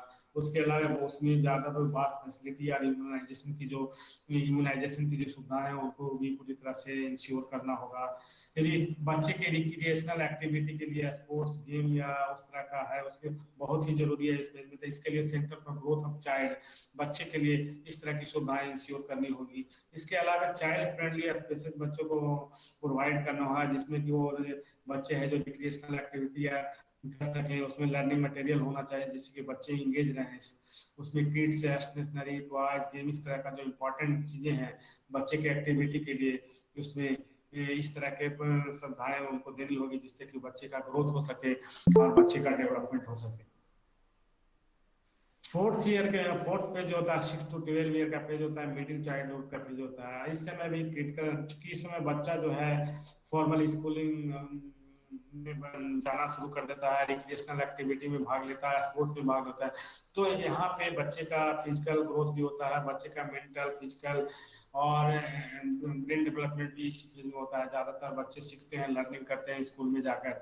तो इस सिचुएशन में अगर डिजास्टर स्ट्राइक करता है तो इनका पूरी तरह से इफेक्ट होता है, स्कूलिंग इफेक्ट होता है, बच्चे जो खेल रहे हैं वो पूरी तरह से डिस्टर्ब हो जाता है, बच्चे मेंटल स्ट्रेस में रहते हैं। तो इसको ध्यान में रखें। इसमें ज़्यादातर जो है कि बच्चे का जो भी स्कूल है वो पूरी तरह से शेल्टर के रूप में यूज होता है, तो बच्चे प्रॉपर स्कूलिंग नहीं ले पाते हैं।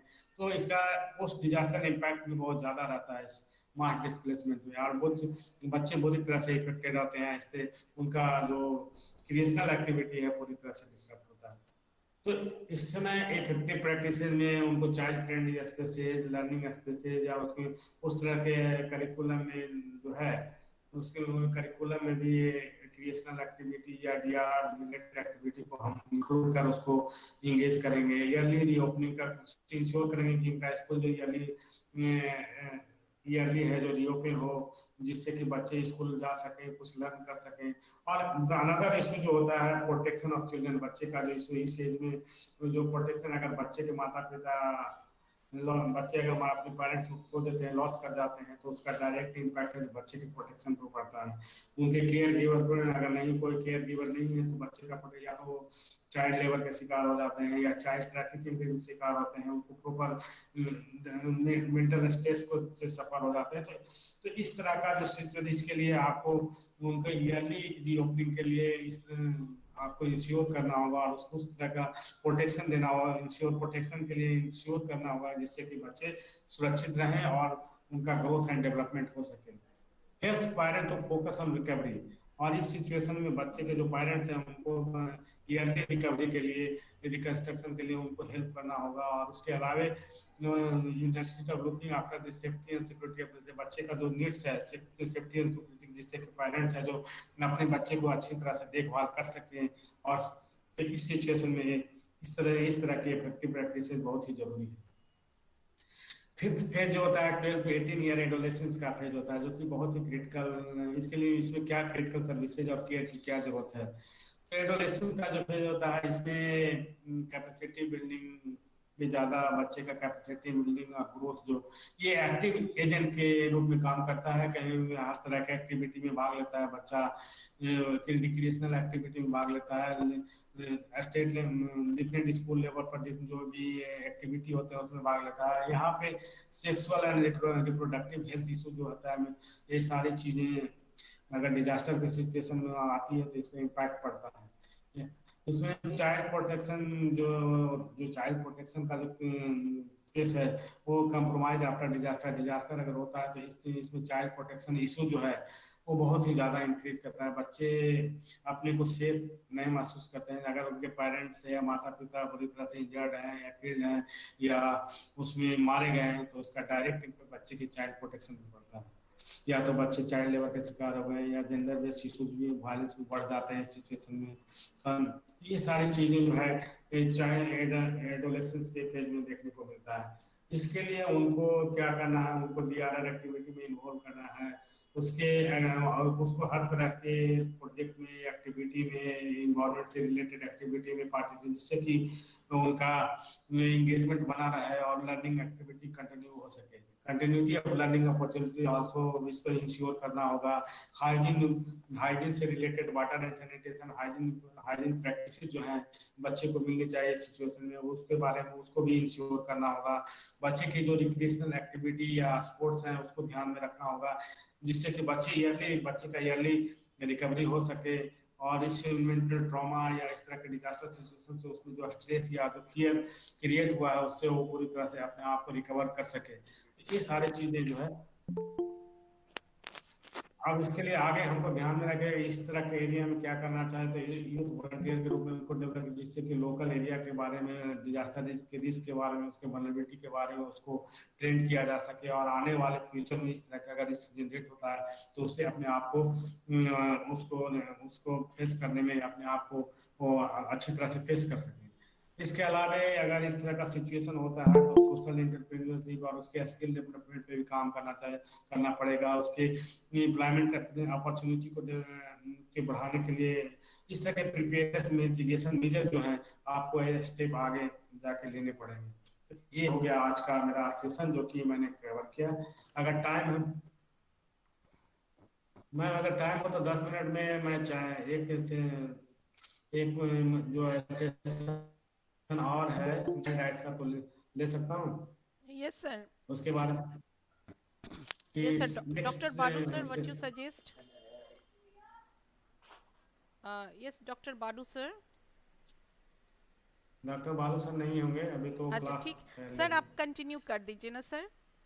आका सर का प्रोग्राम कितना बजे का है, आप कितने सर आपके बाद डॉक्टर बालू सर विल प्रेजेंट, तो आप सर हमारे पास डॉक्टर बालू सर, तो मैं थोड़ा सा डिस्कस कर देता हूँ चाइल्ड राइट्स का कमिटमेंट ठीक क्या है है, सर, जो कि ठीक है बहुत सर, फिर हम इंपॉर्टेंट है। क्वेश्चन क्योंकि अभी क्वेश्चन मैंने लेंगे। इम्पैक्ट बताया, इम्पैक्ट के बाद लाइफ साइकिल अप्रोच बताया, और जी लाइफ साइकिल अप्रोच के बाद चाइल्ड क्या, बच्चे का क्या क्या राइट्स है, उसको कैसे हम हमारी क्या रिस्पॉन्सिबिलिटी है, कैसे उसको हम करेंगे, उसके बारे में थोड़ी सी हम डिस्कस कर लें तो ज़्यादा अच्छा रहेगा। तीनों टॉपिक कवर कर लेते हैं। जी सर तो कोई child rights and international commitment जो है, तो इसमें बच्चे पे फोकस है और बच्चे के कंटेक्स्ट में ज़्यादा इंपॉर्टेंस रखता है। खास करके अगर बच्चे के लिए काम कर रहे हैं और बच्चे के साथ काम कर रहे हैं तो इसका बहुत ही इंपॉर्टेंट रखता है। तो इसका ये जो है यूनाइटेड नेशन जो है राइट फॉर द चाइल्ड जो है, convention on right of the child है, ये 28 नवंबर 1988 को ये हुआ था।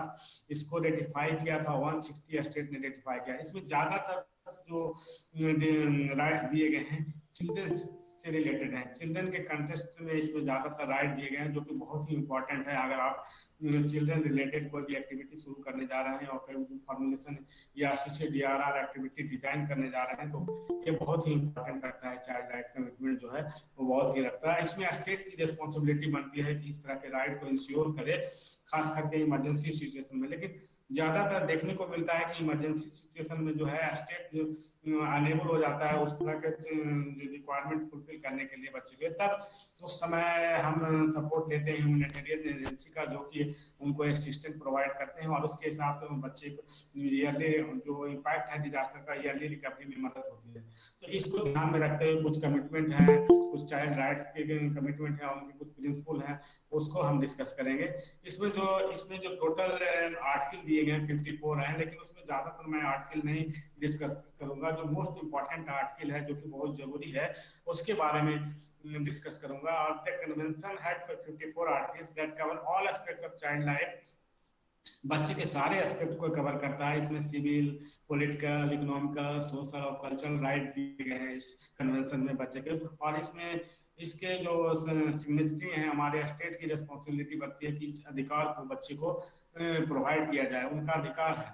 तो इसमें क्या क्या अधिकार है, इसमें जनरल प्रिंसिपल 4 प्रिंसिपल पर काम करता है ये कन्वेंशन जो है। पहला कन्वेंशन इसका प्रिंसिपल है कि बच्चे के बेस्ट इंटरेस्ट पे ये काम करता है। Best interest of the child, बच्चे का क्या इंटरेस्ट है उसके आधार पर उसको क्या राइट मिलने चाहिए उस पर काम करता है। दूसरा है सेकंड जो है कि नॉन डिस्क्रिमिनेशन पे काम करता है। इसमें कोई डिस्क्रिमिनेटरी मैटर नहीं है कि बच्चा अमीर का है या गरीब का है या हिंदू का है या मुस्लिम का है, इसमें इस तरह की कोई डिस्क्रिमिनेशन नहीं है। ये बच्चे के डेवलपमेंट के लिए काम करता है। व्यू ऑफ द चाइल्ड के बारे में वही इसकी बात करेंगे। तो इस तरह से इसके 4 प्रिंसिपल हैं, best interest of the child, non discrimination, development, view of the child. ये 4 बेसिक प्रिंसिपल है इस कन्वेंशन के। और इसके इसके हिसाब से इसको 4 मेजर राइट्स भी दिए गए हैं। 4 मेजर राइट्स इसमें दिए गए हैं। इसमें 4 मेजर, एक में पहला जो है सर्वाइवल के लिए है, दूसरा डेवलपमेंट के लिए है, तीसरा पार्टिसिपेशन के लिए है, चौथा प्रोटेक्शन के लिए है। ये 4 मेजर राइट जो बहुत ही इंपॉर्टेंट है। किसी भी एरिया में आप काम कर रहे हैं, चाहे कहीं भी चाइल्ड रिलेटेड एक्टिविटी कर रहे हैं, तो ये सारी चीजें ध्यान में देना होगा। ये ऑलरेडी बालू सर ने डिस्कस किया कि राइट होल्डर कौन होते हैं, ड्यूटी बियरर क्यों है, कौन है ड्यूटी बियरर में आपको ऑलरेडी बता चुके होंगे। इन दोनों के बीच में क्या रिलेशनशिप होता है। इसमें राइट होल्डर बेसिकली जो चिल्ड्रन होते हैं उनको जो राइट मिलनी चाहिए, और जो कि इमरजेंसी सिचुएशन में या डे टू डे लाइफ में या एजुकेशन में उनका राइट है कि प्राइमरी एजुकेशन फ्री मिलना चाहिए। और ड्यूटी बेयरर्स की रिस्पॉन्सिबिलिटी बनती है कि वो इस तरह का जो सुविधाएं है उसको प्रोवाइड करें। तो इन दोनों के बीच में एक रेसिप्रोकल रिलेशनशिप होता है, और इसी के इर्द गिर्द कुछ राइट्स दिए गए हैं बच्चे को। तो सबसे पहले मैं डिस्कस करूँ बच्चे को बच्चा किसको कहेंगे, हु इज द चाइल्ड। तो person below the age of 18 is known as the child. Child के रूप में उसको हम कंसीडर करेंगे बिलो द एज ऑफ। ये जो इसमें इस कन्वेंशन में ज्यादा जो अप्लाई होता है, जो कन्वेंशन अप्लाई होता है, इसमें नॉन डिस्क्रिमिनेशन है। इसमें ना रेस, रिलीजन और या एबिलिटी पर डिपेंड करता है। बच्चे को बराबर अधिकार दिए गए हैं इस कन्वेंशन में। इसमें कुछ राइट जो इम्पोर्टेंट है, पहला राइट जो हम डिस्कस करेंगे आर्टिकल 12। ये राइट जो है राइट उससे बच्चे को कुछ बोलने का अधिकार होना चाहिए। बच्चा जो है उसके पास राइट है, अगर किसी भी डिसीजन मेकिंग है या डिजास्टर मैनेजमेंट प्लानिंग कर रहे हैं या फैमिली डिजास्टर मैनेजमेंट प्लान बना रहे हैं या अपने घर में कुछ सपोज कुछ अगर कार खरीद के ला रहे हैं, तो आप अपना कंसिडर बच्चे से भी पूछेंगे कि ये कार हमारे लिए सही है कि नहीं है। तो उनका जो राइट है, राइट से उसको उनका अधिकार मिलना चाहिए। उनको बच्चा एग्री है कि नहीं एग्री है, वो चीज मिलना चाहिए कि नहीं मिलना चाहिए, ये सारी चीजें ध्यान रखनी होगी। आर्टिकल 6 जो है सर्वाइवल एंड डेवलपमेंट का है, जो कि हमने उसमें बेसिक राइट के बारे में प्रिंसिपल के आधार पर जो 4 राइट दिए गए उसमें इसमें आर्टिकल 6 जो सर्वाइवल एंड डेवलपमेंट, बच्चे का सर्वाइवल और डेवलपमेंट बहुत जरूरी है। इसको ध्यान में रखते हुए उनको प्रॉपर हेल्दी डाइट मिलना चाहिए, प्रॉपर प्रोटेक्शन मिलना चाहिए। तो इसमें आर्टिकल 6 में मेंशन किया गया इस तरह के राइट दिए गए हैं बच्चे को। उसके बाद है कि आर्टिकल 9 में है कि बच्चे को उसके पेरेंट्स से अलग नहीं रख सकते हैं। अगर जब तक कि उसको कोई खतरा नहीं हो अपने पेरेंट्स से, तो बच्चे को उसमें अलग नहीं, चाहे वो कोई भी इमरजेंसी सिचुएशन हो, बच्चे को हमेशा साथ रखना है।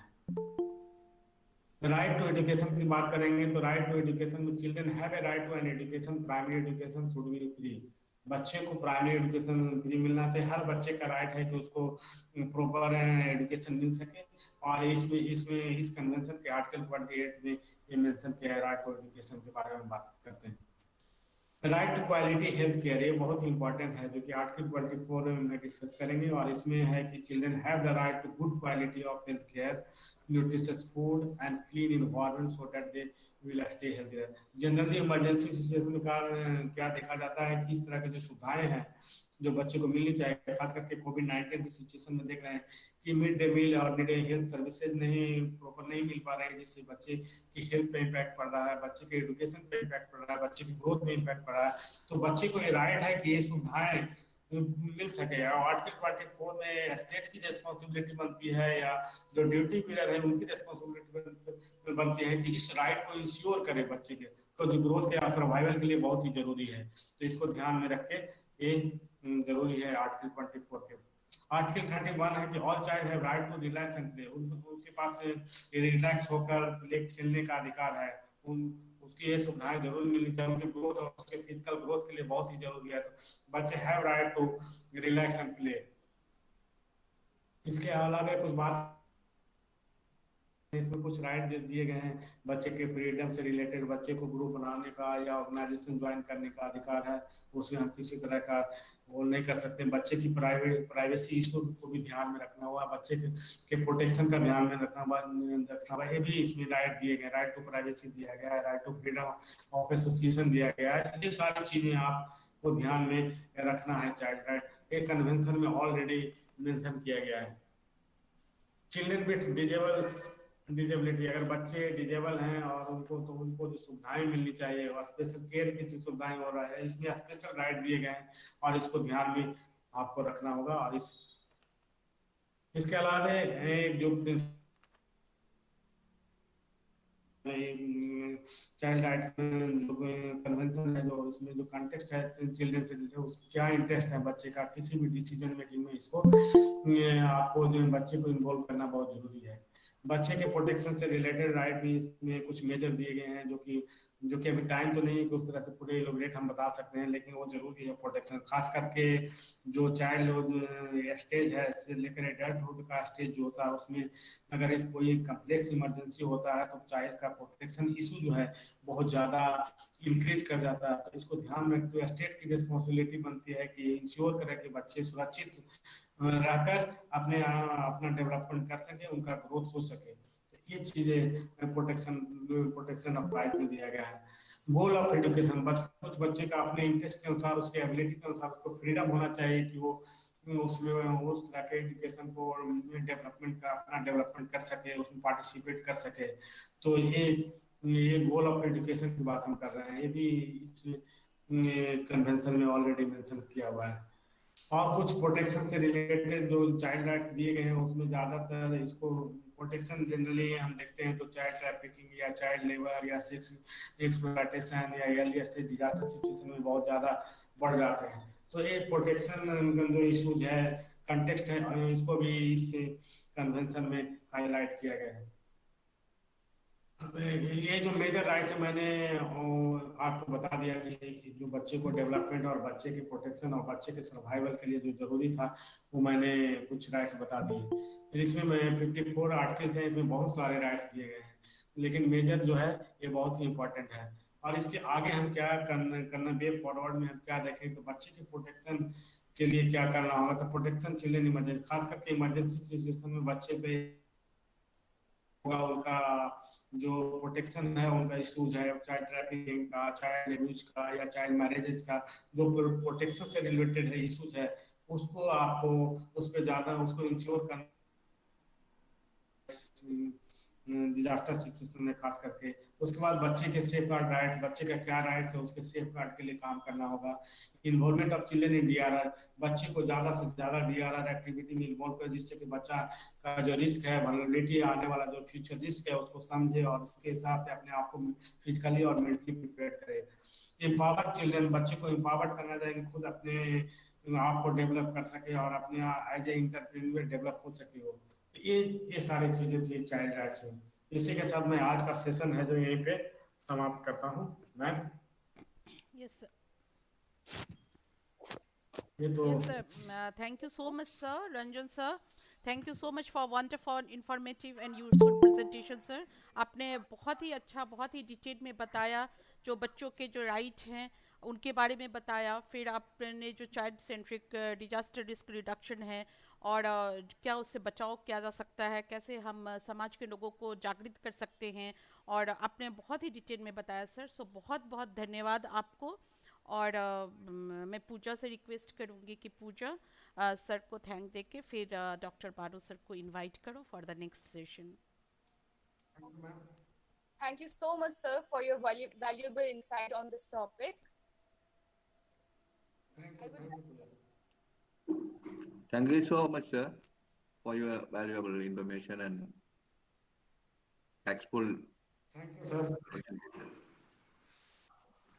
एक्चुअली बहुत इंपॉर्टेंट टॉपिक है राइट्स और इम्पैक्ट, और वही जो है लाइफ साइकिल अप्रोच है, तीनों के इंटीग्रेट करके ही हम इसके हिसाब से प्लानिंग करेंगे कि क्या आगे का CCDR डिजाइनिंग जो भी फॉर्मुलेशन होता है इसी के आधार पर होता है, जिसको ध्यान रखना बहुत जरूरी था और तीनों को कवर करना भी बहुत जरूरी था।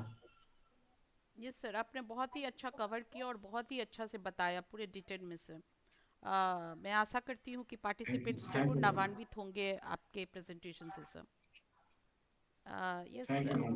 thank you, sir. Sir, could you elaborate something about the uh, development of the social enterprise in the disaster reduction based on the child-centered disaster reduction? Is it possible to elaborate something? क्या है आपका समझ नहीं पा रहा Development हूँ, of voice clear नहीं. Madam आप इसको थोड़ा सा बताएंगे क्या आप पूछना चाह रहे हैं. Yes, Ravi, sir. yeah. May you explain more and means in detail about your question? Exactly what you Yes, want to madam. ask to Yes, sir? madam. Yes, yes, sir. Yeah, yes, madam. I have very interesting, and I am working in a disaster management field as head of the department. Yes, So sir. there's a new things too. I heard about it, development of the social enterprise construction, especially for the child center. Yes, If you explain, we can also Sri Lanka, we can implement that process. Is better to us. That's why I asked. Yes, sir. Sir, Dr. Baru, sir. आप Yes, sir. Ranjan, can I add here, if you permit? Yes, sir. Dr. या Baru, sir, please, sir. Add वाला. Yeah. First of all, let's understand the difference between commercial entrepreneurship and social entrepreneurship. Right? In the commercial entrepreneurship, people focus on profit. Their motto is profit. But in the social entrepreneurship, we give priority to the planet. There are three P's. The first P is planet. Okay, and the second P is people, and the third one is profit. So when we talk about social entrepreneurship, we will focus on planet, people. Here, planet is environment, and people is the children you can take or your employees of the organization, and the last one is profit. Okay, so what are the entrepreneurial activity which you are taking? You will be giving a priority for saving the planet or helping your people, like the children. So I'll give two examples here how you can start a social entrepreneurship related to child-centric DRR. So nowadays, this mock drill is being conducted in many colleges and in many organizations. Basically, this is being done by NDRF and other organizations. If your government permits, you can take up an initiative of conducting mock drill in all the educational institutions for the children. So you will be seeking a nominal fees. Your priority is not, your main motto is not getting the profit, but empowering the children and building their capacity.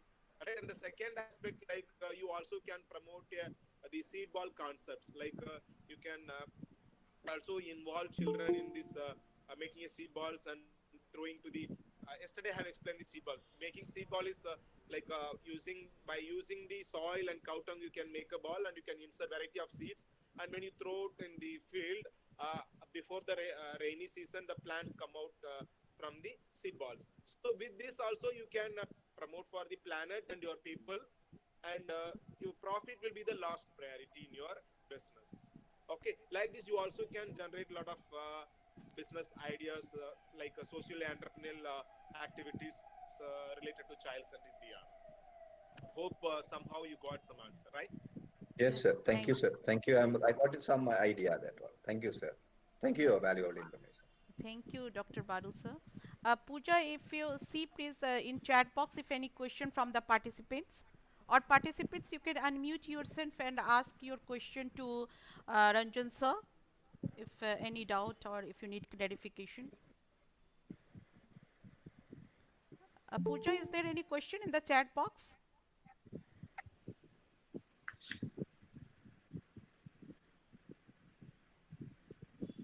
No?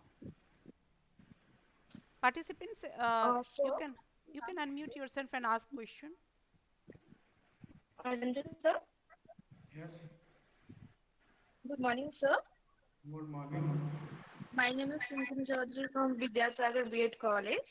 Okay. Sir मुझे कुछ ऐसा question पूछना था जैसे कि कौन से ऐसे कारक है जो बच्चों की इमोशनल में बहुत तरह से प्रभाव पड़ सकता है थ्रू डिजास्टर्स के कारण. डिजास्टर इम्पैक्ट के जो हमने स्लाइड्स में बताए थे उसमें हर एज के बच्चे के हिसाब से मैंने बताया था कि बहुत सारा रिस्क है, और खास करके मैंने केस स्टडी जो बताया उसमें केस स्टडी में जो मेजर जो अगर मैं बच्चे का जो इम्पैक्ट पड़ता है, चार चीजों पे पड़ता है। पहला तो है कि उसके फिजिकल हेल्थ पे पड़ता है। तो फिजिकल हेल्थ में ज्यादातर उसमें हम देखते हैं कि इंजरी या फिजिकल डिजेबिलिटी हो जाता है या फिजिकल इलनेस हो जाता है। प्रॉपर सैनिटेशन की सुविधाएं जो एसेंशियल सर्विसेज हैं वो नहीं मिल पाती है, ये सारे। सेकंड जो होता है कि सोशियो इकोनॉमिक इम्पैक्ट को भी वहाँ देखा जाता है कि जैसे खास करके कोविड-19 के सिचुएशन में देख रहे हैं कि माइग्रेंट लेबर है, उनका लाइवलीहुड पे बहुत असर पड़ा है। और उसका डायरेक्ट इम्पैक्ट है जो ये इंडिकेटर जो है सोशियो इकोनॉमिक इम्पैक्ट है, जिसमें ज्यादातर अनएम्प्लॉयमेंट के कारण हो जाता है, लॉस ऑफ लाइवलीहुड के कारण होता है, या प्रॉपर्टी लॉस हो जाता है। खास करके इमरजेंसी सिचुएशन में प्रॉपर्टी लॉस हो जाता है, उसका डायरेक्ट इम्पैक्ट ये भी इंडिकेटर है, एक तरह का सोशल इम्पैक्ट का इंडिकेटर है। और इसका कहीं ना कहीं डायरेक्ट है जो एजुकेशन पे, हेल्थ पे, फिजिकल ग्रोथ पे पड़ता है। और एक इम्पैक्ट हो जाता है इसका सोशल नॉर्म से रिलेटेड है, सोशल रिलेटेड इशू है। उस एरिया में, जिस एरिया में रहता है उसमें उसको भी देखा जाता है। इसके अलावा इसका साइको सोशल इम्पैक्ट में ज्यादातर बच्चे डिस्ट्रेस में हो जाते हैं, भयभीत रहते हैं। उनका पेरेंट्स पूरी तरह से स्ट्रेस में है या पूरी तरह से ट्रॉमा में है, तो उसका डायरेक्ट इम्पैक्ट बच्चे पे पड़ता है। तो ये सारी चीजें इम्पैक्ट जो है उसके अलावा बच्चे गिल्ट फीलिंग करते हैं ज्यादातर। खास करके डिजास्टर प्रोन एरिया में आप चले जाओगे, अगर बच्चे शेल्टर में रह रहे हैं, तो अगर कोई भी उनसे मिलने जाता है तो बोला जाता है कि ये बाढ़ प्रभावित बच्चा है, ये बाढ़ बाढ़ प्रभावित बच्चे का पेशेंट है। तो ये सारे इश्यू जो क्रिएट होकर आ रहे हैं, उसमें बच्चे के हेल्थ इश्यू को भी इंडिकेट करना, उसके वाटर सैनिटेशन इंडिकेटर को भी देखना है आपको, बच्चे के न्यूट्रिशन के इंडिकेशन को भी देखना है आपको, बच्चे के सेल्फ प्रोटेक्शन को भी ध्यान में देखना है। तो ये सारे इंडिकेटर ये आपको वहाँ ध्यान में रखना पड़ेगा। Okay, sir. Thank you so much, sir, for important. You gave a important, valuable information to share, and your presentations were so good. So I am very helpful for this. Thank you so much, sir. Pooja, if there is no question, then please call Dr. Baru sir. That he will speak on school safety. Ma'am, there are no questions as of now. If there is a question, ma'am, I'll read it. And Please I'll go ahead. introduce to Baris.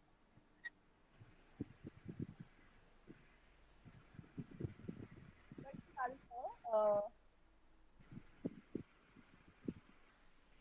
Pooja, voice is not clear. Please am I raise your audible? volume.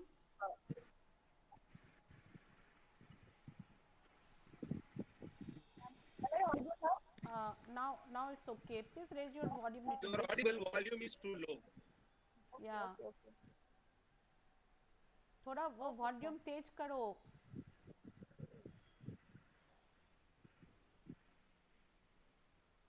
Ma'am, is it okay now? हाँ चलेगा.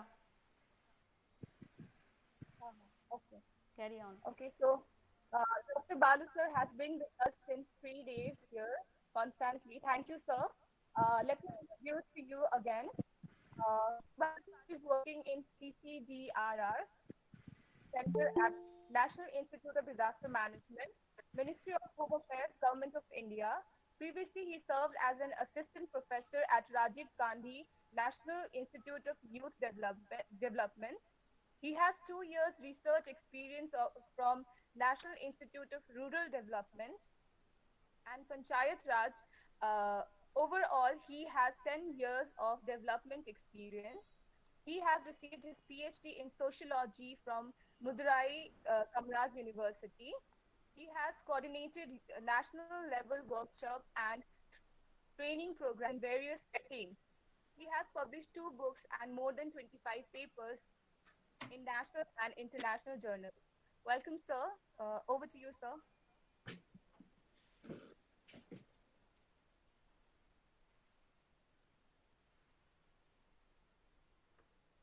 Dr. Balu sir will speak Thank on you so school much, safety. Pooja. Actually, here suddenly when you started introducing, the power has gone.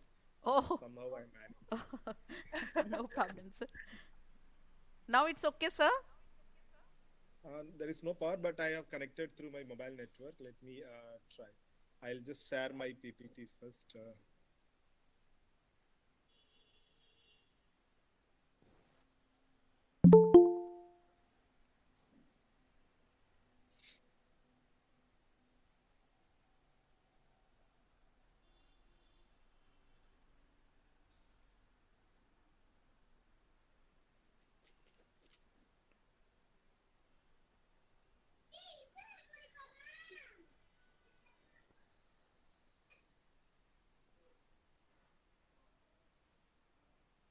Is my PowerPoint is visible? Yes, sir. Yes, sir, it's It's visible. visible, sir. Yeah. Thank you. Very good morning to all the participants. And this is the last session of our last 3 days training program on child-centric disaster risk reduction. And here we will be discussing about the school safety during this COVID-19 situation, right? And we all know that almost 6 to 8 hours, roughly 5 days per week, all our children used to spend their time in the schools, and it also varies schools to school and sometimes days also. And in the case of 10th standard or 12th standard, even the hours were being increased due to the study hours, right? And when the children were being at home, the parents are responsible. But when the children were starting departing from their home to reach the school and back to home, till reach their home, the child safety and security is transferred to the respective school teachers and institutional heads, right? And we all know that while traveling from home to and school and at the school and return back to home, the children also facing lot of challenges and issues, especially during this COVID-19. If you see, we need to ensure various things like wearing the mask and also a social distancing and all other aspects. But here, when the children were traveling from home, the safety and security is transferred to the institutional head or the class teachers. So that we need to realize. But when the children are being at home, it is the responsibility of the parents. Okay. So when the safety and security is transferred to the institutions, it is also includes the structural and non-structural aspects of the safety issues. Like when the children were going to school, now it is the responsibility of schools to provide the ensure the social distancing and providing all sanitation facilities. And many times, apart from this COVID-19, there are other challenges and issues also. Just I would like to give some international scenario of the safety concerns and what happened in our past, right? In 1988, if you see the Romania earthquake held, and almost thousands of school children were killed, and out of that, 400 were elementary school children. Just can you imagine at a single minute the thousands of children have been died due to the earthquake? Why it happens? It's all because of unsafe structures which we are maintaining, and safe structures are being at the schools. And similarly, at 1997 also, Ardakul earthquake and 110 students also killed. And if again, if you see 1999, the Taiwan earthquake, almost 700 schools nationwide were damaged. So one side, the children were also being affected and they are losing their life. And due to the earthquake, many times the school buildings, school infrastructures, the libraries and the book materials, lab facilities, everything is also being damaged. So when the infrastructure facilities were also being lost, it also indirectly affects the children. So because it takes a long term to rebuild the infrastructure. So when it took a long time, many the children were uh, also facing their education. They are facing problem to get their education. Right, and in 2008 also there is a Sichuan earthquake. Almost 19,000 students and also 7,000 schools were also being damaged. Okay, and in the terrorist on the Republic of North Ostia in Russia in September 2004, the numerous school shootings taking place around the globe. So one side we are facing the due to the natural hazards, the children and the schools are also being vulnerable. But at the same time, there are some man-made disasters also occurring, like terrorist attack, bomb blast. These things are also happening. So far we have seen a few international scenario, and now let's see what happened past in our in our country. In 1995, there was a Tawali fire in Haryana, where 400 people and nearly half of them as students were burned alive in the school award ceremony. When they were being conducted the school award ceremony, there was some fire accident due to of maintenance, and 400 people have been burned there in the our ceremony function. Just you imagine when the children were being burned. And also in 2001 Bhuj earthquake in Gujarat, almost 31 teachers and 971 students will also perish, and they are injured and counted 95, and most thousands of children were also being affected. So overall, if you see at global level and our national level also, the safety concerns are very important, and they were being facing lot of challenges and issues when the children were being at school. And you know that in 2004 Kumbhakonam fire accident in Tamil Nadu, almost 94 children were burned to death, while 18 others were seriously injured. It's all because the schools were being run in the had thatched roof, and due to lack, inadvertently the fire accidents were happened. So almost near to 100 children were affected by this Kumbhakonam fire accident. And after that only the state governments were also started taking some serious efforts to protect the children and to ensure the safety of children in the schools. And similarly in 2005 devastating earthquake in Jammu and Kashmir, we all aware that almost 19,000 children were dead and widespread of collapse of school buildings. So that's why we were discussing about earthquake resistant buildings also. So after these all incidents, and these governments were also started think of earthquake resistant buildings to ensure the safety and security of the children at a school level. And these are all some of the news clips for you to get some idea how the children's safety is questioned in our country. And in Surat coaching center, there was a fire accident, 20 students were killed, and they were also fell to death. In Noida also 2 students are dead and 5 were injured in Saratpur school when the school wall was collapsed. Okay, and the 6 children were driver were killed in a school bus falls into villages, Himachal Pradesh. So the children were facing a multiple security issues. One side the buildings, right, and the while being in transport and being inside school through terrorist attacks, like the children were facing a various security issues, right? And sometime naturally when the children were helping the teachers, I remember in one school, yeah, teachers they used to send the students for bringing a tea for all the staff, but when the boy was crossing the road he got an accident. So after that education department has strictly ordered to not send the students for to not engage the students for any other activities for personal work the school teachers. And also in some other school what happened in during the Republic Day, the school children were engaged for for arrangement of this our flagpole and the day of Republic Day. But when they were trying to remove that pole, the pole was touched the electricity. Suddenly, all these children were thrown out, and they were also died. So, like this, in each and every situation, the children's safety is we need to give a important, and their security also need to be ensured.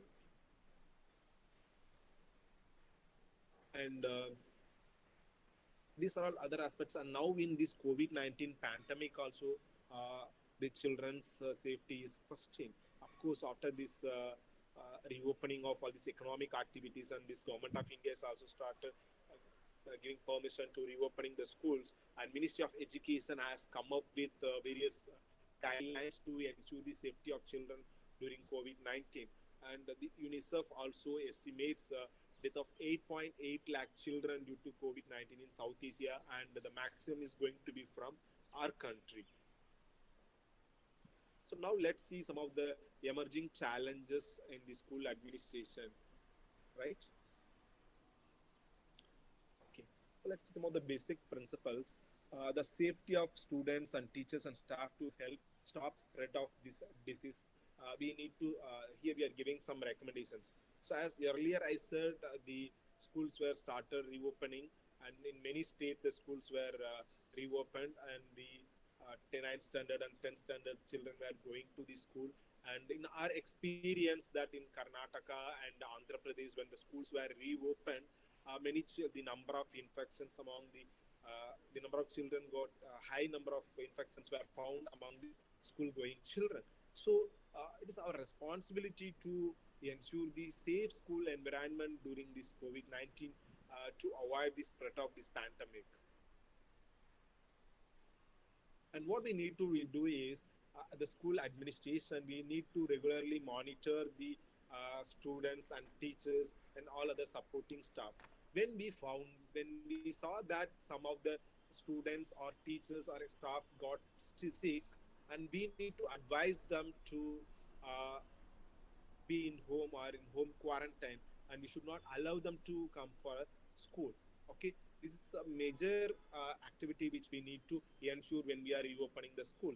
So before enter into the school itself, these students temperature should be checked, and also to the safety of other children also. And we also need to enforce that regular washing with safe water, soap, alcohol, and we also need to provide the hand sanitizer and chlorine solution at a maximum daily infection and clean of school spaces. So one aspect of course, we can think that in the private schools there may be enough facilities, and they may provide other facilities for washing the hands and providing sanitizer, soap, whatever it is. But in the government school challenge, for ensuring this, though we have to address these issues, and we need to ensure that the children were washing their hands regularly when they come to the school also. So it is the responsibility of schools to provide the basic facilities which is required to wash their hands.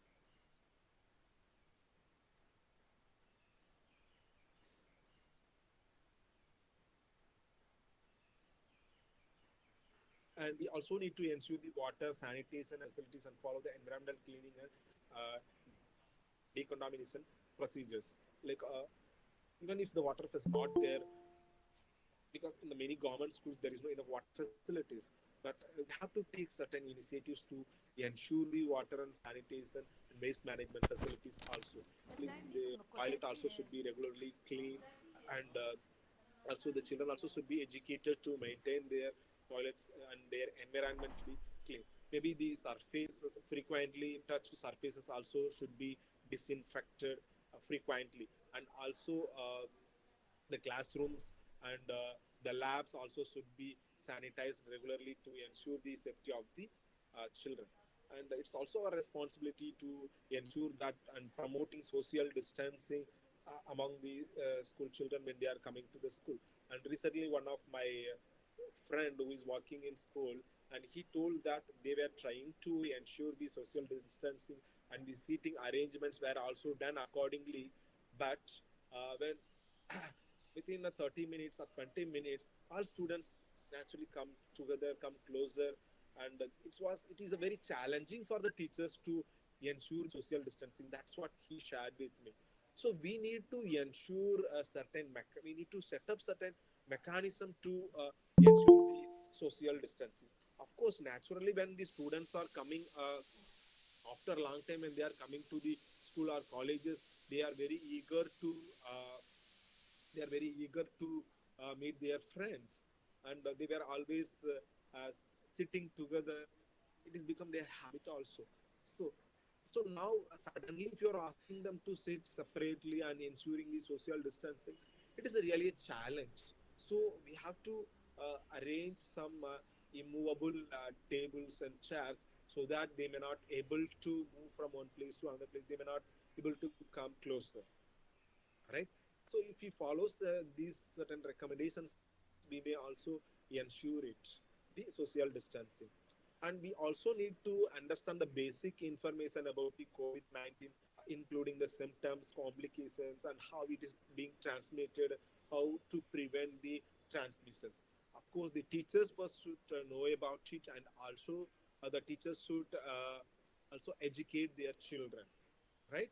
And they also need to educate their children, especially the basic important facts, like how it is being spread, what are the symptoms, and what are the complications, and how they can prevent. So once these students get knowledge, students and teachers get this knowledge about the basic information, then we may try to avoid a first spread of this COVID-19.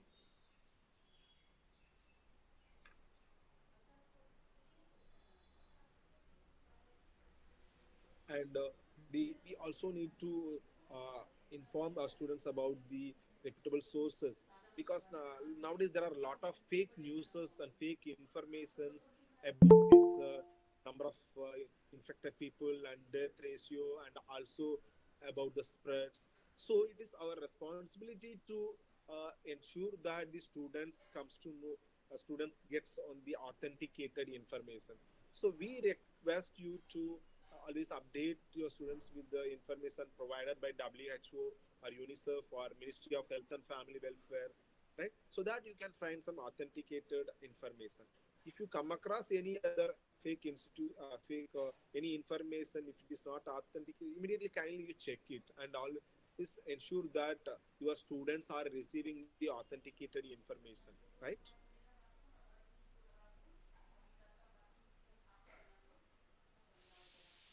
And many schools we were having a emergency plan, contingency plan, or school safety plans, but it is focusing on the hazard specific or the school where it is being located, right? But we may never thought of this COVID-19 pandemic. So now it is our responsibility to update our school emergency plan with reference to COVID-19. So whatever the information is required, these all need to be included in our plan, like emergency contact number. Earlier you may have only for fire, but now you may need to include the healthcare workers, and the corona warriors numbers also need to be added, and certain do's and don'ts. And the special officers also can be, special teachers also can be nominated for this updating of the developing school emergency and contingency plan with reference to this COVID-19. And we also request you to refer the guidelines given by Ministry of Education for reopening of schools. So that will help you to update and develop the school emergency plan. YouTube का दो चार photo दे देना, तो मैं नहीं देख पा रही हूँ And यूट्यूब it का is photo, also the mobile में ही responsibility दे of देना, the school screenshot. administration to ensure the schools are not being used as a shelters or treatment units or quarantine centers. Because many times what happened, we are not having enough infrastructure facilities. So when any disaster occurs, so immediately the school buildings are being used as a relief center, a shelter home for the people who lost their houses. So this is one of the reason for increasing the number of dropouts also, and the safety of the children is also being questioned, right? When the schools were being used as a relief center, it may go for at least 10 days or 15 days. So naturally the schools were also being closed, and the parents were also already lost their livelihoods and livestock. So one side the schools were also not reopened and they lost their incomes and also. So the parents also get extra stress here, because either they will take care of their children or they will take care of their livelihood. So the earlier reopening of school in the disaster situation also helps to avoid the dropouts, and also it ensures the safety of the children, right? So see, being a school administrator, it is the responsibility to ensure that the school buildings should not be used as a shelters or relief centers or any treatment units. And in COVID-19 also you have to take care of that it is not being used as a quarantine centers. In case if it is being used, then it is your responsibility to ensure that the schools are safe to reopen. And you need to disinfect or sanitize all the entire campus before reopening the school. And the schools are very interested to organize the sports events or a parent teachers association meeting or any other functions. So in this pandemic situation, it is always you always consider the cancellation of this such community events and meetings. So of course, even the education is also being continued through online. So we request you to continue all these events also in the online. That will be helpful for ensure the safety of your children. So at least do not finalize any events, any social events in your school for next 1 year, or till ensuring that your we are safe from this COVID 19. And so wherever is required, we need to reinforce among our students and our staff and teachers for frequent hand washing and sanitation and procure needed supplies. So we also need to concentrate on, if the infrastructure facilities are not available, we have to ensure and we have to procure. As a teacher, you have to request the administration to ensure these required facilities. Right. So at the same time, we need to reinforce also the frequent hand washing habits among the children, teachers, and staffs. So it's also a responsibility to maintain the hand washing stations, and we need to ensure that soaps and waters are available in all the hand washing stations. So since the children used to they used to touch their nose and mouth, right? So we have to educate our children in school also to wash their hands and avoid touching of face, especially mouth and nose. And we need to I've seen in many public places also nowadays these hand washing stations are available, but sometimes the soaps are not available, the sanitizers are not available, the water is not available. So it is the responsibility of the administration to ensure the proper hand washing stations, and also it should be child friendly, right? It should be very suitable for the children, where if it is kept in the top, it may not be suitable for the children. So it is the responsibility of administration to ensure child friendly hand washing stations also.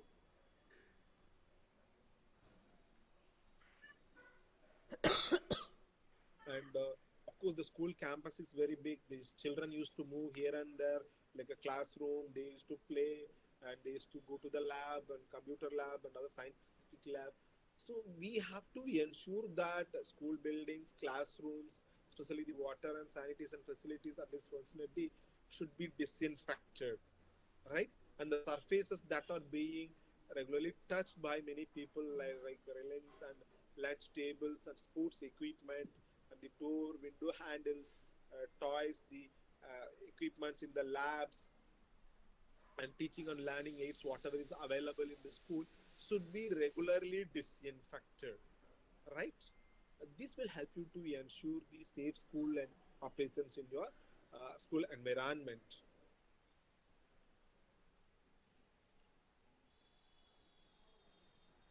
So we also can implement some social distancing practices, like staggering and beginning and end of the school day, right? Here we also suggest that maybe 50% of students may call one today, and another 50% of students may call next day or in the afternoon session. You also can take two sessions in the school, like a morning session and two evening session, so that you can avoid the crowd and ensure the social distancing, right? And also at the same time you also can ensure the online education also is being continued, and better to cancel the assemblies, sports, games, and other events, and what to avoid creating the crowded conditions, so that we can ensure the safety of children from this COVID-19, and we can ensure the safe school operation also. So the assembly is, I mean, many schools, the assemblies were also being conducted in the closed door or in an auditorium. এটা ইউটিউবে So it আছে is photo, being suggested by photo আছে WHO and Ministry of participant. Health and Family Welfare হ্যাঁ to avoid making a crowd in the closed buildings. So, and we also, it is also difficult to conduct the gatherings in the outside, so, because in the summer season. So we request you to cancel all the assemblies and sports and games to avoid spread of COVID-19. And whenever is possible, we need to create space for children's desks to be at least 1 meter apart. So that's what I told, that it's also better to ensure that the school buildings, sorry, the tables and chairs should be immovable, right? So that the children cannot move from one place to cannot move their chairs and benches. K And if you ensure also to হ্যাঁ ensure that ওই minimum চলছে, number of or students. Webinar চলছে, অন্য একটা webinar, দেখো না।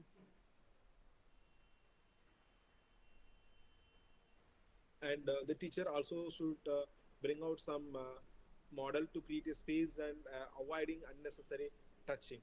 So at the sports time or even in during your teaching session also, you have to come with a model that we should not touch any students and the students also should not touch any other students.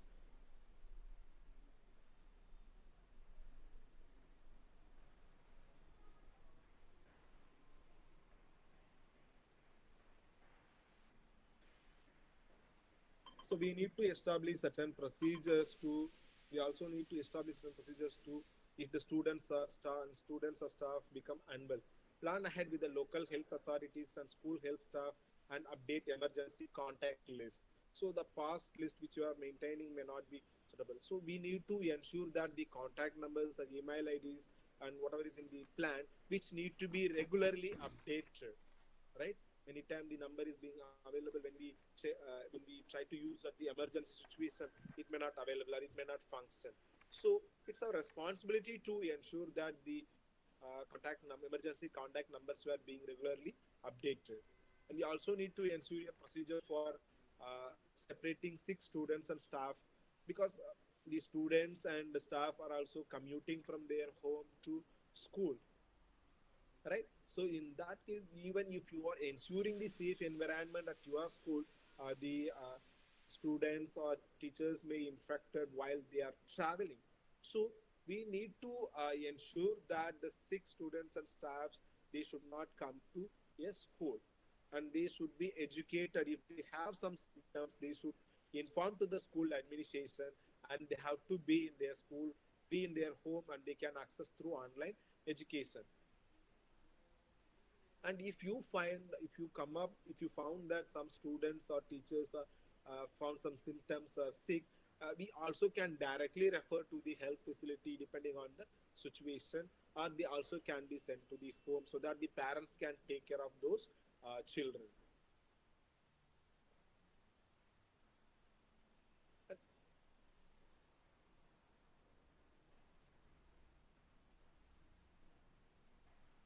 And what are the plan which you are making, that also you need to share with your staff, parents and students, so that everyone will get idea what they have to do. Even you also can encourage the parents to come up with the children should come with their own vehicle, even they can come up with their own bicycle also if possible, so that they can avoid unnecessary contact from the outside and they can be safe. And we also need to promote information sharing with school children as well as our teachers. We need to coordinate and follow guidelines from the National Health and Education Authorities. So we request all of you, definitely all the teachers must be gone through the guidelines being given by our SOP, standard operating procedures given by the Ministry of Education for reopening of schools. And this also should reach at students level. So you can come up with a pictorial chart or flip chart where you can keep it in all the walls or in the classroom, so that the students also get some information about this safe reopening of the schools. And they share known information.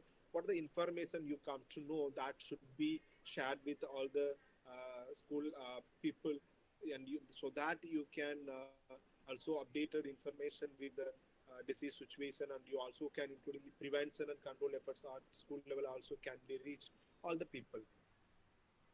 And we also need to reinforce that the caregivers should alert the school and healthcare authorities if someone in their home has been diagnosed with COVID-19, and keep their child at home. So that's from the beginning I'm suggesting that all the teachers, students and the parents should be educated that if they found their children or someone is infected, or if they are living in the COVID-19 containment zone, and they should not send their children to school, and they have to be in home quarantine, they can continue with the online education. And you can also use the platform of this parent teachers committees to share all the information and to educate them about this management of COVID-19.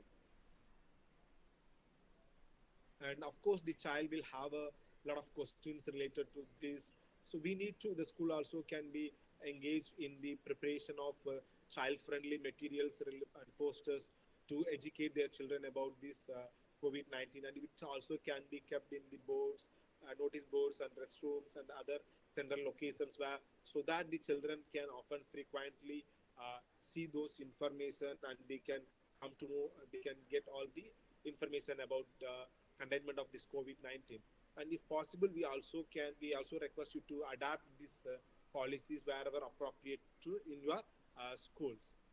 So the first thing, we should not be very strict with attendance, because many times the school used to give even award for the children who are having a 100% attendance. But this is not a right time to implement such strategies. So we request you to be with a flexible attendance, and the sick leave policies also need to be encouraged among the students and staffs to stay home and when they are sick, and when they are caring for their sick family members. It is not only for the children or the teachers. Even if anyone is being affected in their home, then also this should be provided. The attendance should be flexible. The teachers and school children should be encouraged to be in their home.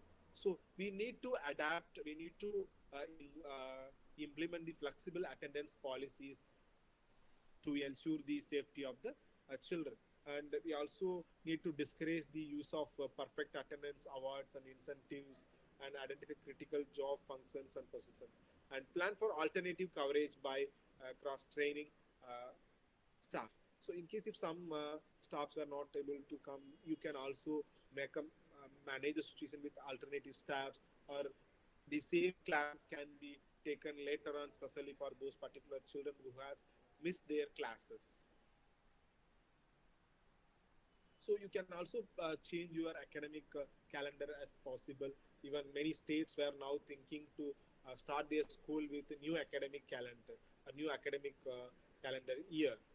And even the exam patterns also can be changed. The portions also can be reduced as per situation, because when you are calling the students in alternative days, it may not you may not able to cover the many syllabus. So according to the situation, you also can reduce the syllabus and also come up with the new calendar to manage the situation.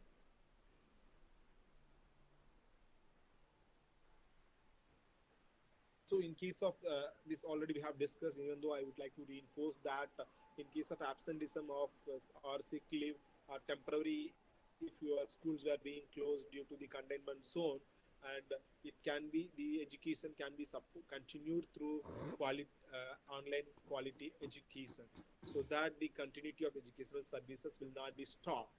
The children also can be engaged productively.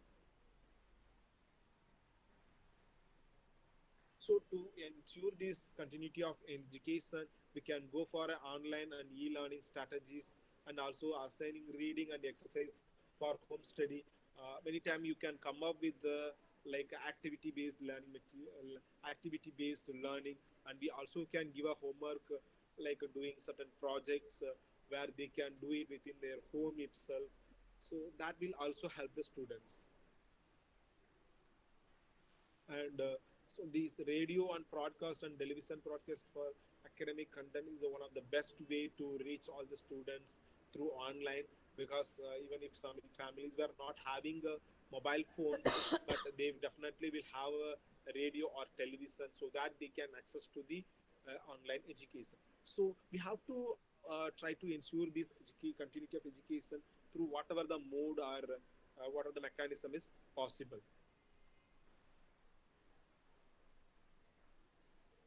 And we have to assign certain teachers to the respective students to make a necessary follow up with the students, whether they are attending the online education or not. And even not only for education, they also can focus on their health aspect also. The teachers also should monitor their health, monitor the health of the students. And we need to review the present education strategies which we are following, and accordingly we need to accelerate the new strategies also to ensure the 100% attendance through online education or in the safe school environment.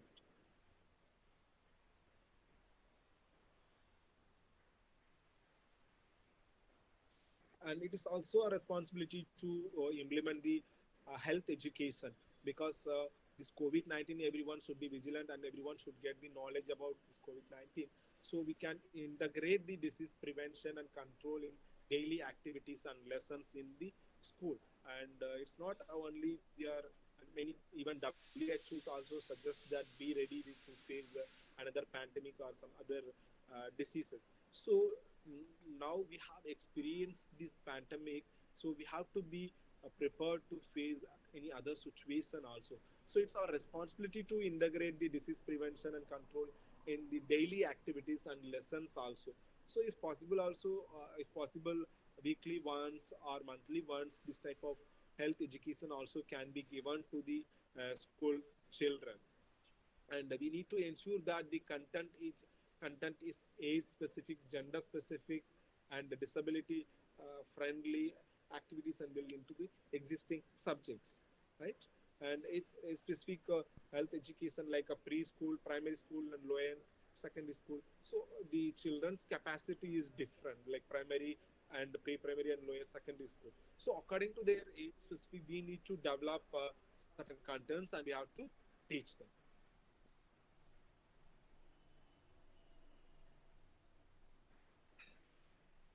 And we also need to encourage the children to discuss their questions and concerns. At school level, we also can conduct some competitions related to this health education, like speech competition or drawing competition, which also can be conducted to uh, educate our children.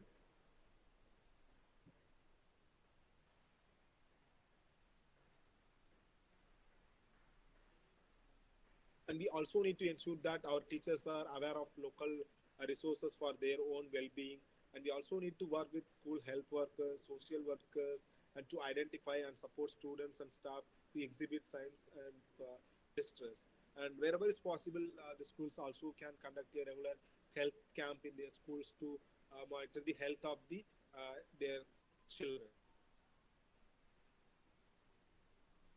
So some key messages for action. So always let us know the latest fact. Now we all know that in this new coronavirus also spread in our country, and almost near to 100 people have been infected, and which is having 70, which is also spread in 70% faster than the previous COVID-19 virus. Right. So we need to know the latest information, and we are each and everyone should also know the symptoms of COVID-19, like these basic symptoms. We all aware that, like coughing, fever, shortness of breath, right? And we also need to keep children in school when they are uh, keep children in school when they are healthy. If we found that these children are not healthy, it's always better to avoid them. So washing hands we are discussing frequently, or we need to also help our children to cope with the stress. So with this, let me stop my session on this school safety, and we can discuss if you have any questions. So there are questions. I'll read out to you. Yeah. Yeah, sir, there is a question from Akriti Chakraborty. Sir, the risk of natural disasters can never be fully eliminated. For example, the pandemic which we are facing now. So, how do we cope up with it mentally, psychologically, and financially? Can you read the last sentence? Can you repeat? How How to? do we cope up with it Your voice mentally? is too low, ma. Puja So, a, yes, yes, आप yes, ma'am. हाँ, थोड़ा Yeah, now volume it's volume थोड़ा तेज करो उसका mobile का या जहाँ से Okay, okay. जुड़ी हुई हो Okay. So थोड़ा the जोर से question बोलो is, the yes. risk of natural disasters can never be fully eliminated. For example, the pandemic which we are facing now. So how do we cope up with it mentally, psychologically, and financially? So as you said that the natural hazards cannot be completely prevented. So that we are in making that reducing their risk, like mitigation measures also which we are adapting. So when it comes to the mental aspects, we need to yesterday, Ms. Namrata ma'am has suggested a lot of strategies to cope up with the your mental health issues. And financially, when it comes, we need to follow our traditional ways. In case even if your families are not having enough income, we need to uh, use our own savings which is available. That's the reason, like for example, to ensure the food availability of food, what our people used to do traditionally, they use like a dry fish, they save it in their home, and they use at the time of emergency situation. They also use the dry vegetables, right? And many times they also get support from their neighborhoods and their relatives. So with this we can also cope up for our economic and financial situation in the disaster situation.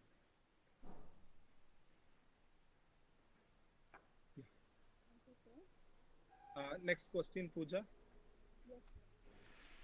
Yes, participants, you can unmute yourself and you can ask questions directly to Dr. Baru, sir. Sir, Yes. sir, my name is Kumkum Chaudhary. Sir, my question is that we all know that after 3-4 months, our government started to introduce a new vaccine of COVID-19. So, sir, after COVID-19 vaccine we get, we are all are safe, or we take the same kind of precautions and caring after we get the vaccine, which we take nowadays also. Uh, so what I suggest is even if we get vaccine also, always we need to follow certain these guidelines. Like wearing of mask is not necessary after getting vaccination. After you get a vaccination, right? But the vaccination is not going to be provided to all of us. It may take 5 years or 10 years to get 100% vaccination for all the people in our country. So till you get vaccinated, it is your responsibility to follow all these norms like wearing of mask or washing your hands regularly. These need to be followed so that you can ensure you are safe. Hello, sir. Okay, sir. Thank you so much, sir. Yeah. Yes, sir. I'm Akriti Chakraborty from Siliguri. Yes. Sir, I wanted to ask one more question. And sir, thank you so much for your recommendation of my previous question. My second question is, sir, how can we fully ensure that the students will not be able to touch each other during school premises? Especially, it becomes difficult for the toddlers and the pre-primary and the primary school children to maintain social distancing, and it becomes difficult for them regularly wear masks, sir, during the class hours. So how can we fully ensure safety for the children? uh, Wearing as you said that our ensuring social distancing is really a challenge for our teachers. As in my session also I told that one of the teacher has shared with me that they have faced a lot of challenges to ensure the Yes. social distancing. So we need to adopt certain strategies like immovable chair or tables, and also bringing less number of students in the classroom. And we also can promote certain award system also when they follow social distancing. We can give some gift or award. So such kind of rewards also promotes social distancing among the school children.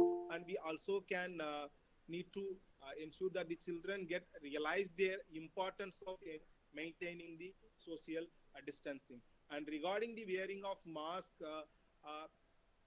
if you Yes, feel sir. that you are safe, if only suppose you are alone, no need to wear the mask. But when the children are being in classroom, but your classroom size is big, and if you Yes. able to maintain at least 2 meter distance of each children, and I think it is also not necessary to wear the mask if they are having enough distance among each other children. Thank you so much, sir. Thank you, sir, and Yeah. ma'am, Savita ma'am, and Balu sir. Thank you so much. Any other question, please? Um, The voice is too low. The volume is. okay. So the next question is from Dr. M.K. Jain. What are the provisions of Factories Act to protection children from exploitation? Kumar Raka sir, are you available, sir? I think Kumar Raka sir sir or is Santosh here. sir?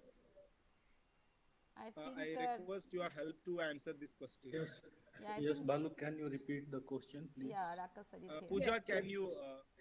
yes, I'm repeating the question. So the question is, what are the provisions of Factories Act to protection children from exploitation? Factories Act.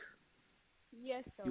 You are talking about Factories Act. What are the provisions into the Factories Act to protect children from what? Exploitation, sir. Exploitation. Yes, sir. Actually, this question is a little bit, I should say, it's not in chronology. Exploitation in sense of what? Exploitation is a very big word, and I don't understand. Factories Act, you are talking about child labor or environmental pollution thing or what? Actually, if you are talking about child labor here, I can see that what is the provision of child labor and how Factory Act ensures that there is no child labor within the industries. So actually, see, factory laws have different type of age groups. Different Indian laws have different types of age group for barring children from the child labor. And in Factories Act, it's completely very clear that children below 16 years of age is not to be employed in any hazardous work actually. And that is the law as far as I know about it. And if you can explain me what do you mean by exploitation, then maybe I can throw more light on it. I would request Dr. M.K. Jain, sir, to please unmute himself and then ask the question.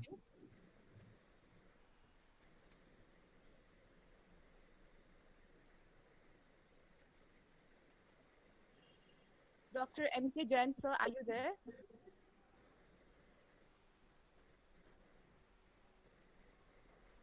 Yeah, he is here, but yes, Mahesh Jain sir, please Yes, unmute I am yourself. present. Okay, sir, you can unmute. Okay, sir, you can ask the question directly. My question is that as far as children are concerned, what are the provisions regarding protection of child rights under Factories Act? Yeah, see, Factories Act is if specifically you are talking about child rights is quite extensive. But as far as factory and I mean industries, factories and children are concerned, the main concern is child labor, so that no child below the age of 18 years is employed in any type of hazardous work or that is against the law. That is against the Factory Law Act, actually. Right. Thanks. Very nice program and full class is listening this program. See the students, they are listening attentively. Yeah, that's very good. That's very nice. Good. Students are listening and taking keen interest in the program. Thank you very much. Thanks.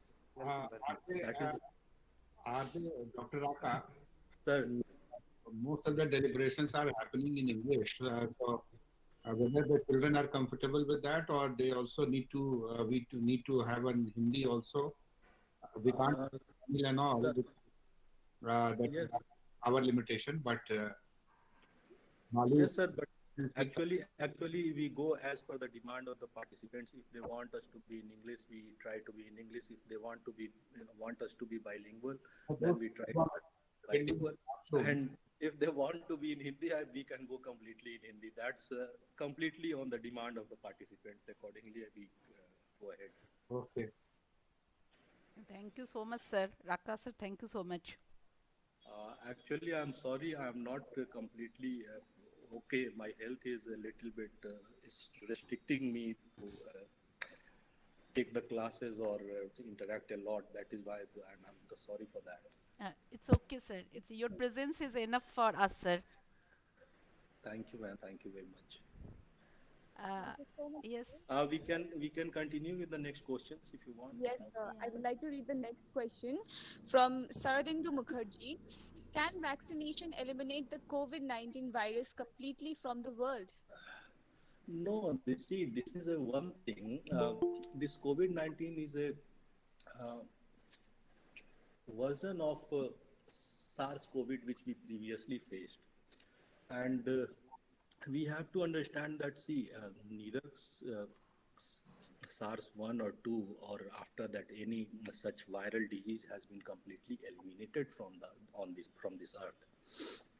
See, the thing is that the vaccine just gives us immunity, and once we are immunized, then the spread of virus is contained. But it's very hard to say that after vaccination or a large number of population is immunized, even after that, the virus is completely eliminated from that. That is not so. Thank you so much, sir. So the next question is from Debolina Roy. During this period, we are facing lots of hazardous situations, sir. Many of the students are going through some mental illness. Recently, one of our students committed suicide. So we are worried about them. How can we handle this situation? See, one thing we have to remember regarding that, the most depressed people, depression is something that is not on your face, and it's very difficult to understand, like it's not a physical ailment that immediately some other person can see that and understand that no, this person is not okay, and or this person is having cough or fever or anything. So there is a normal proverb that most depressed persons on this earth is walking among us. Okay, they can be seen in anywhere, in the clubs, in the libraries, in the. So the first thing, we have to be really mindful to understand the problem. The mental illness is something quite different. We have to consider, and considering that, go into a deep conversation with them, or you have until or you are a psychologist or a clinical psychologist, it's very difficult to understand what type and what severity of mental illness the person in front of you is having. So anyway, it's not very difficult also to understand once you see that even a kid or a child or any other person is having some type of stress. If you are a keen observer, then you will understand that okay, some type of bad stress is there, and that is why there is behavioral change in that person. But until unless you know that person from quite a lot of time, I mean to say at least a year, then you won't be able to judge what is the behavioral change and what type of situation the person is right now going on, and because of what the bad stress has been generated, and what type of behavioral changes has taken place in that personality. So it's a little bit difficult if compared to the physical ailments or physical illness, but not impossible to identify, not impossible to be identified. And once you identify it, there are ways. Like Namrata madam almost have covered a lot of things about that. Once you identify, then after that you have to be sympathetic, and along with that also, I mean to say, uh, helping in a way that how you can help that person to overcome that bad stress. And once that bad stress is started accumulating, that goes towards a number of stages of mental disorders. So I'll keep talking about it. So that will go take a lot of time. But there are a few things. But behavioral changes you can understand if I can talk about in terms of children. If a children is playing regularly and all of a sudden he or she starts behaving aggressively, or if a child is completely dependent on his parents, and even then he is normally playing with his toys and something, and all of a sudden he starts clinging to her parents, or even bedwetting. These things you have to observe actually, and through the behavioral change, actually we understand there is something going on within the mind of that person who is going under stress, bad stress actually. Thank you so much, sir, for this answer. Thank you, sir. Thank you. Sir, the next question is from Parthu Roy. a very good step in this pandemic situation is online class so that they can learn from home. Very good move. But how will those poor students get that education if they do not have smartphone? Are there any arrangements for them to receive education?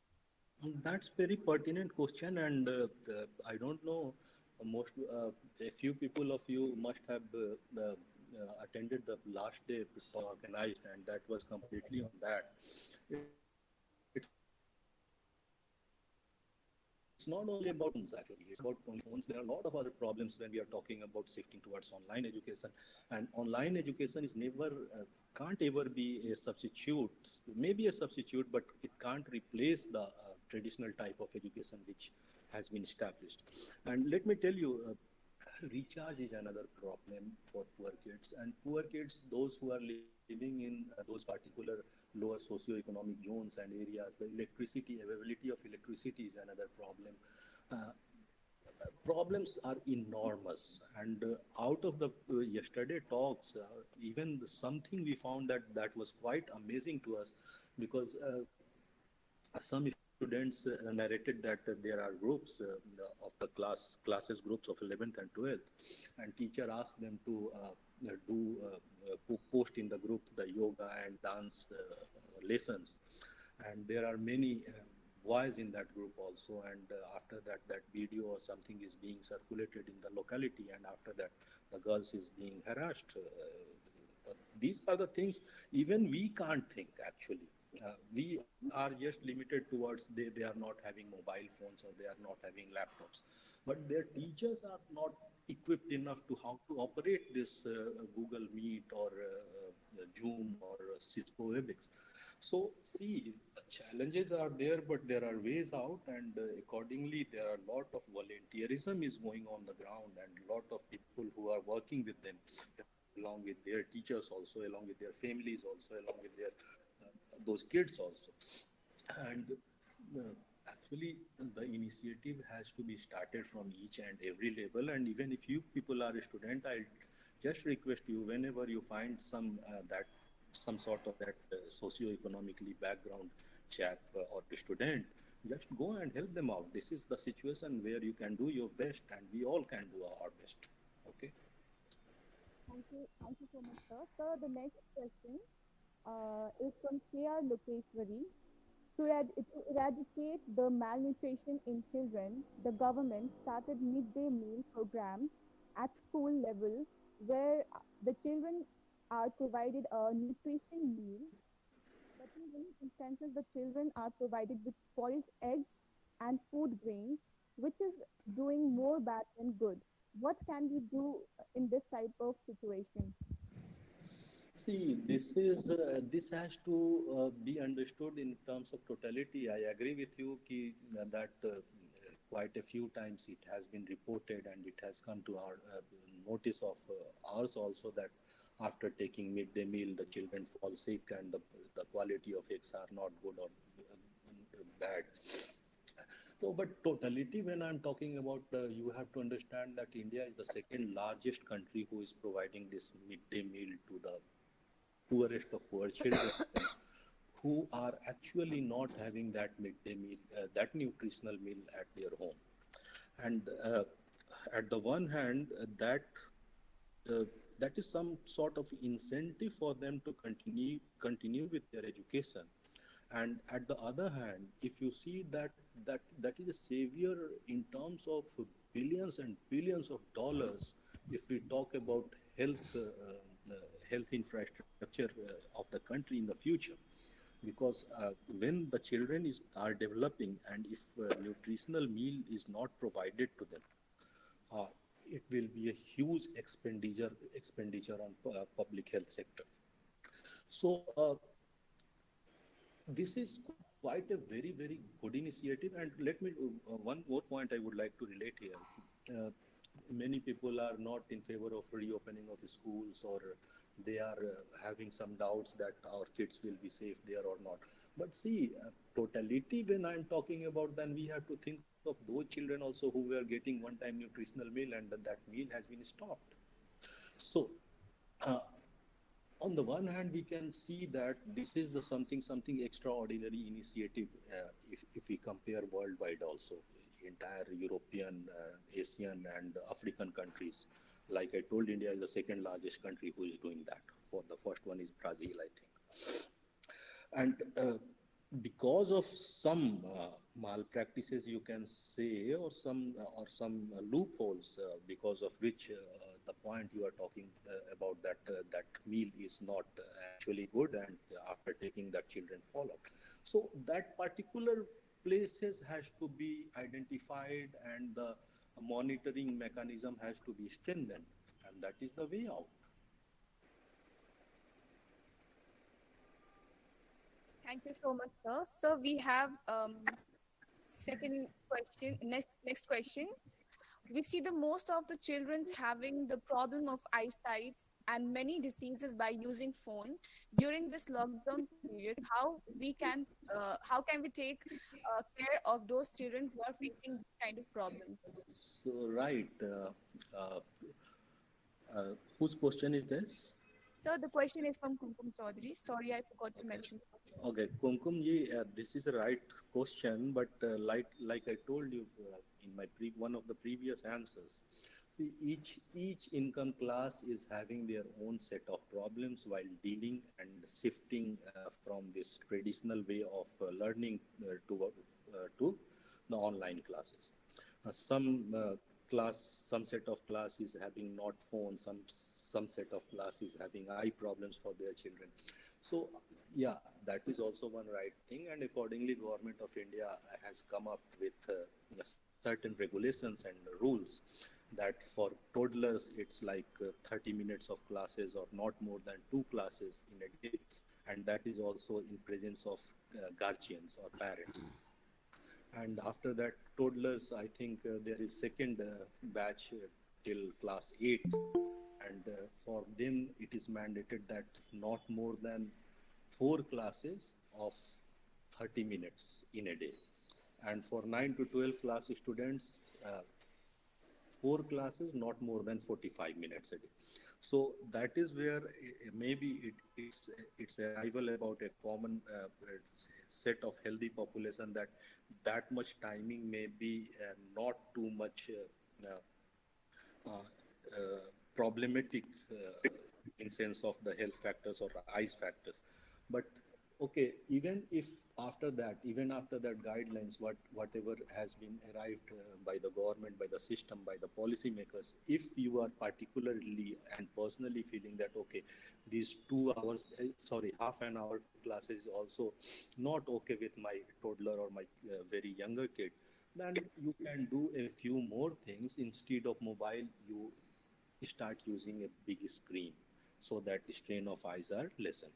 The next thing you can do, whenever you are with your toddler, you just keep I mean to say, a handkerchief, like wetted handkerchief in the clean water or something like that. And after a few minutes or after 5 minutes or 10 minutes, just wash their face or just wash their eyes with the water, normal water. So these are the things we can do. And see, learning is what?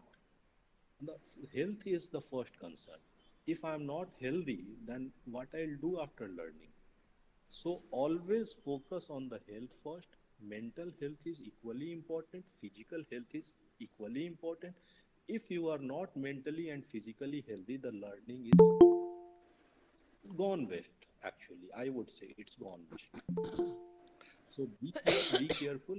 I don't know what set of kids you are talking about. So I divided it into the class-wise three groups. First is, I think, toddlers. That is class 3, 4, or whatever. You can see that guideline on the ministry's website. The second one is from class 3, 4 to class 8, and the third one is 9 to 12. So which age group you are talking about, I'm not certain about that. And even after following those guidelines, if there are some problems, devise the mechanism. Be creative. Be creative within your household. Be creative within your own family, and that is the way. That is how we survive. Sorry. Thank you, sir. Thank you so much, sir. Thank you. Pooja, I think we If a permission from the sir, Dr. Badu sir, should we start the valedictory session? Yes, we should go ahead. Yeah. I think Pooja, sir has given answers of all questions by the participants. Yes, ma'am. Okay. Uh, Professor Santosh sir and Dr. Kumar Raka sir, if you give permission, may I start valedictory session? Dr. Badu sir. If there is no question, we can proceed, ma'am. Yes, Pooja. Ma'am, I'll check once. Ma'am, there is one last question I would like to read. Okay.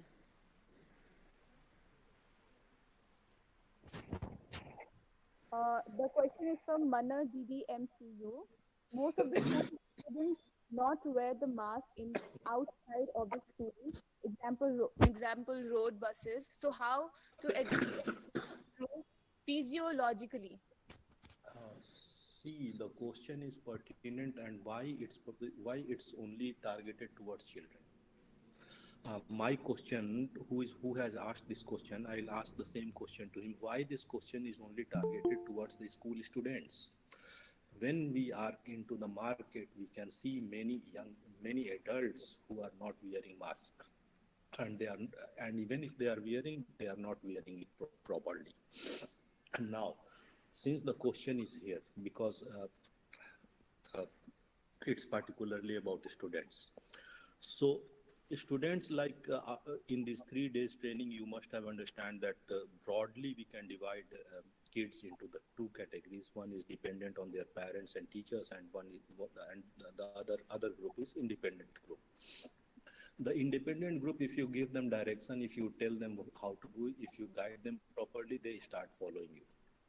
But in case of dependent children, it's always responsibility of their parents, their teachers, and their caretakers. They have to ensure in this time of their safety and security.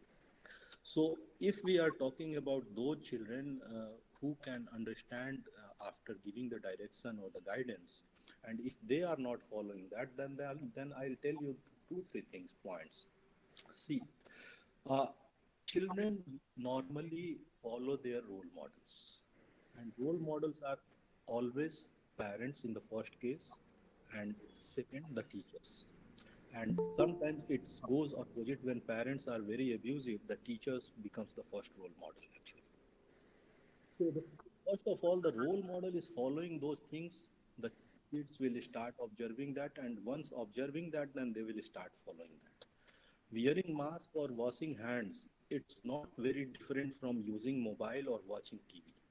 If parents keep watching TV all their free time, if the mother is using mobile or the father is using mobile 24 hours, the kid will cry for mobile, believe me. But if you develop yourself into a role model, not in a single day, but observing, it may take a few weeks or a few months, but the kids will start following you. This is the most important thing, remember that. The second thing is you have to tell them the real threat. Once you tell them the real threat, they start calculating the risk calculation in their mind. What is the threat? But don't make them afraid. You have to be very careful. Depending on the age group, you have to tell them the real thing, the real truth. And along with that, you have to be very careful that I'm not threatening the kid. I'm not making them afraid. I'm just telling them the truth so that they can understand the situation and accordingly they can change their behavior. So these are the few things we can always go ahead, and I think children will be much more uh, eager to follow the rules or more aligned to follow the rules if we uh, compare them with the adults of this society. Okay, thank you, madam. And I'll request Santosh sir, I'm having a lot of throat problems, so I'm not able to speak a lot, Oh, sir. Please. oh, so sorry, sir. Balu, So sorry, sir. Kumar Raka, sir. So sorry. Pooja, please, please don't ask any question to Raka, sir. no, Balu is, Dr. Yeah, Balu yeah. is Dr. here. Baru, sir, is there. Uh, I'm sorry, please get sorry, the question. sir. But sir, you be here, sir. with us? Yeah, I'll be there. Yeah, yeah, I'll be yeah. there. Yeah, thank you, sir. Thank you so I, much, sir, for answering all the queries, and thank you, Balu sir, for a wonderful session. Now, I would like to call Dr. Savita Mishra, ma'am, to please deliver the Ma'am, before yeah. begin the valedictory, Sir Kumar Raka sir and Santosh sir, here we are going to proceed with the report by Savitra ma'am, and followed by few participants will share their feedback. After that, the concluding remarks by Santosh sir and Raka sir. Then Arun, vote of thanks. Is doc, it doc, okay, sir? Dr. Balu Santosh sir is here, so I'm having a little bit Okay, difficulties. fine, sir. Okay, Fine, sir. fine. Okay, So thank you is it so much, okay, sir. sir? Yes, perfectly all right. Santosh sir is here, so what is the problem? Okay, fine. Yes, ma'am, please proceed. Okay, thank you so much, sir. Raka, sir.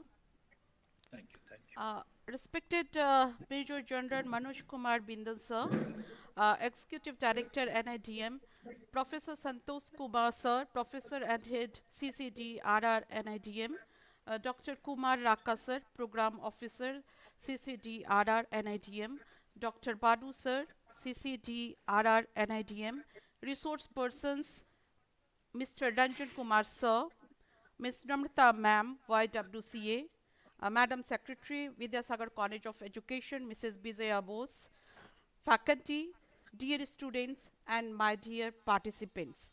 A very good afternoon to you all, and welcome you again on the valedictory session of this 3 days online training program on child-centric disaster risk reduction, jointly organized by Child-Centric Disaster Risk Reduction, National Institute of Disaster Management, Ministry of Home Affairs, Government of India, and Vidyasagar College of Education, Darjeeling, West Bengal. Today, we have successfully completed 3 days online training program on child-centric disaster risk reduction, jointly organized by NIDM and Vidyasagar College of Education. NIDM is a premier institute and a statutory body under Disaster Management Act 2005 for training, research, documentation, awareness, and human resources and capacity development in the field of disaster mitigation and management in India and in the region.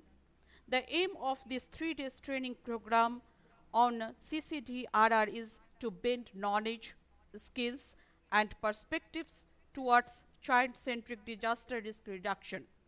We hope this training program must help policy makers, implementers, teachers, parents, officials of state level sectoral departments, administrative training institutions, civil society practitioners, advocates, police, panchayat functionaries, and common citizens. This training session was divided in two modules. Module 1 was on children and disaster, discussed by resource persons Dr. Badu sir, Dr. Ranjan Kumar sir. And module 2 was on understanding child-centric disaster risk reduction, discussed by resource persons Namrata Sharma madam and Dr. Baduso, and discussed also by the Dr. Raka sir.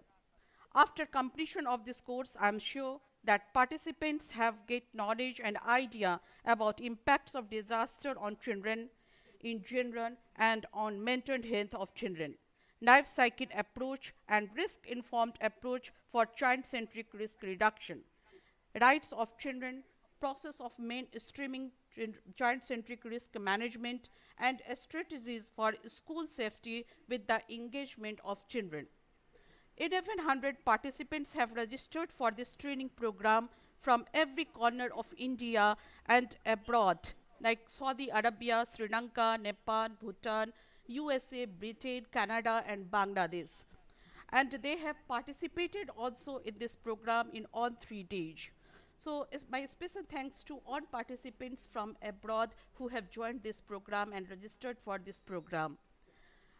Participants, around 400 participants have joined this training program in 3 days on online platform through Google Meet and YouTube link. Even you know that due to the technical glitches, most of the participants have not joined, especially the many students have registered from the state of Sikkim, but due to that remote area of that West Sikkim, many students have not joined due to the technical problems. But that I salute Manish Jain sir and Dr. Roshan Pradhan, who has joined that most of the students like through like one what you say that the one TV they have that installed one TV in the schools, and many students have attended this 3 days program in a huge number. So I'm very thankful to Manish Jain and Dr. Roshan Pradhan from Sikkim. On 3 days, we have received very positive response and feedback from participants. And I would like to thank all participants from India and abroad for attending it and for their interest to learn and their positive feedback and huge responses through phone calls and messages on different social media platforms about the benefits of this training program. Wonderful, informative, and useful presentation by all resource persons on child-centric disaster risk reduction. I would like to thank Dr. Balu sir for wonderful coordination of the program, Professor Santosh sir and Dr. Raka sir for continuous guidance, motivation, support, and cooperation for the success of this training program. I would like to thank Madam Secretary, Vidyasagar College of Education, Mrs. Vijaya Bose, Madam, management team, organizing team, technical team, teaching and non-teaching faculty, alumni, and students of Vidyasagar College of Education for their continuous support and cooperation to me for conducting successfully this training program. My special thanks to my core supporting team like uh, Paritosh sir, Sandipan sir, Jayasree ma'am, and my dear student Pooja Singh for their continuous efforts and unconditional support for the success of this program. Thank you so much everyone for attending this program on 3 days and your support and cooperation. Thank you all. Yes, over to Pooja. Thank you so much, ma'am, for the recognition. Thank you so much. And ma'am, I would like to call Dr. Balu sir and Professor Santosh Kumar sir for the valedictory session. Professor Santosh sir, if you permit, would you like to hear feedback from some participants, or we'll move to concluding remarks by you, sir? That would be nice I can get those feedback. Yeah, thank you, sir. I Uh, request you participants to kindly share your feedback. is dear participants, you can unmute yourself and you give your valuable feedback about this 3 days training program. Yes, yes, ma'am. Yes, Just Ravi sir. Balu sir. Just Balu sir. I'm from Sri Lanka. Professor Santosh sir, I participate your program in Maldives with you as a disaster management center with you in Maldives. Thank you for your valuable, and this is according to my observation in the last 10 years experience. I'm proud about that first in the South Asia, first and even the world, first child-centered DRR program for the global people, not on for the India or South Asia. This is a proud about it for the global people as a real program. Is the first time you and team and all the people initiated. I know that the National Institute of Disaster Management and the all, I think Balu sir and other capability. I'm proud about it. I'm also one of the practitioner in the DRR factors in Sri Lanka. I'm also got it more idea about it.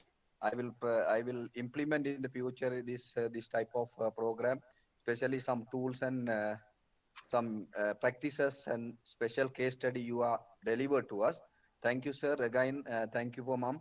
I think continuously, mom, given that all the feedback as well as that guidance to us, how can link up, and there are so many people they got in the difficulties in the online. But anyhow, for more than 400 people without any hesitation, they have inside. That is a good program. in future also we will expect your contribution for the Sendai implementation as well as the SDG implementation. Santosh sir, thank you sir, thank you everyone. Bala sir, thank you. Yeah, thank you. Thank Thank you you so very much. much. Thank you. I remember that you've been the part of the SARC Disaster Management Centers program at Maldives, and which you highlighted, and you attended this particular program on Child Centric from Sri Lanka. We are grateful to you. Thank you very much. Thank you sir, thank you. Yeah, thank you. Any other participant would like to share your feedback? You can share with So your. my name, Yes, sir, please. my name is Chaudhary from Vidyasagar D.Ed College. First of all, I would like to thank Mrs. Savita Mr. Ma'am who are organized this wonderful webinar to us, and most thankful to Balu sir. These 3 days, you give most important information to us and share all the PPTs and everything, which is very valuable to all of us. And Sir Kumar Raka sir, who give today all the information and clear all the feedbacks and all the things which we have getting the problems, and we get the valuable information and we get the wonderful presentation which you share with all of us. Thank you so much. Thank you. Yes. Anyone? Still, anybody would like to share your feedback or? Dr. Bipin Sharma, are you here from Saudi Arabia? I would like to request Dr. Bipin Sharma from Saudi Arabia to please give your feedback on this training program.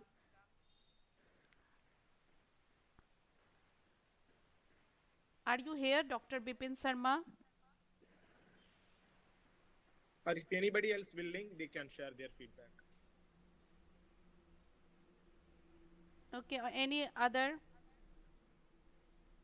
From Sikkim? Anyone from Sikkim?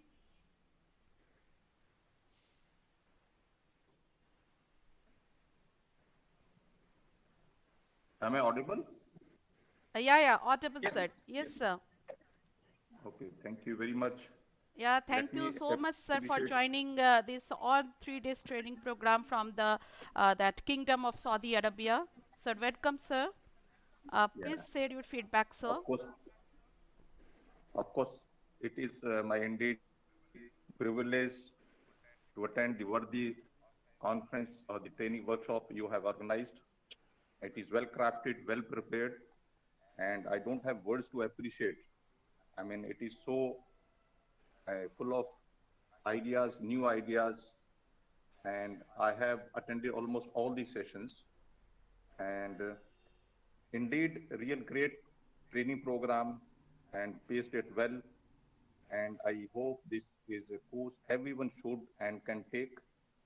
And they should learn so many things because we are, passing through unprecedented, unparalleled, unheard situations like COVID. And I'm very grateful to the experts, the organizers, and the organizing team for organizing this wonderful workshop and training sessions, and especially the psychological aspects or these have been immensely helpful to the parents and all the stakeholders of the educational institutions. And the most important the aspects, because it teaches the basic surviving skills and safety during disaster, and likewise safety first. And we already talked about today the session I was going through and I was listening to. They talked about health. Of course, health is wealth, and I would definitely recommend this course and workshop to be held and organized by various other institutions also. And Dr. Savita Mishra, you can take a lead in that aspect also. And in fact, if you ask me in person, I certainly learned a lot of information from this workshop. And you can say compels me to say only one thing, that it keeps me from giving this course and workshop 5 stars if I have to evaluate. And it contains all the assignments, all the, you can say, information what are required in today's scenario, and we are passing to unprecedented. Of course, it has got pernicious effects on all of us, and there is no clarification on this because everybody is liking it, and they have put it in a very good perspective. And of course, it is excellent course and a must to do for all of us, I would rather say. And thank you very much for designing, crafting, preparing plans, and introducing to the real mindset that we only face in case of an emergency. Thank you very much, each and everyone who is in front or behind the curtain to make it a grand success. Thank you very much. Please go ahead. Thank you so much. Thank you so much, Dr. Bipin Sharma, sir. Ma'am, Thank I you, sir. think if sir Santosh sir permits, we can move to the next. Yes, sir. Now it's my immense pleasure to introduce Professor Santosh Kumar sir. And past 2 days he was with us and he was listening to all the proceedings. And I would like to introduce him here. He's a professor and head for governance inclusive DRR and child-centric DRR centers. And he was a former executive director of National Institute of Disaster Management. And he also served as a director in SARC Disaster Management Center. And he was trained in the field of disaster management in Israel. And he was heading various national level committees. And he's also expert in policy, inclusive DRR, and also governance inclusive DRR. And he's a person who is behind us for motivating us to conduct all the training programs across the country. And the child-centric DRR is also a brainchild of Professor Santosh Kumar sir. With this brief introduction about him now, we invite Professor Santosh sir to deliver a valedictory address. Over to you, sir, please.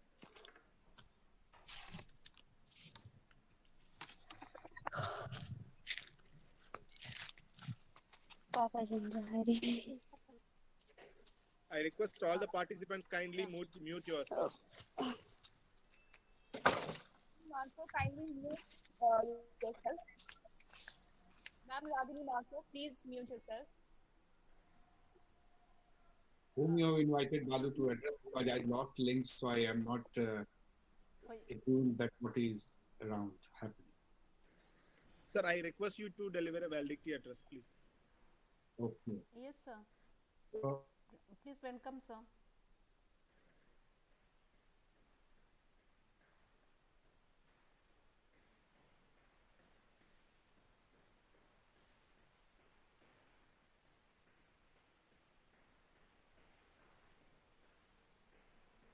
Savita ma'am, is it audible? Yes, yes, sir. But I think Professor Santosh, sir. I think, sir, network is not working. Santosh, sir. Yeah, we are unable to listen. Sir, you are not audible, sir.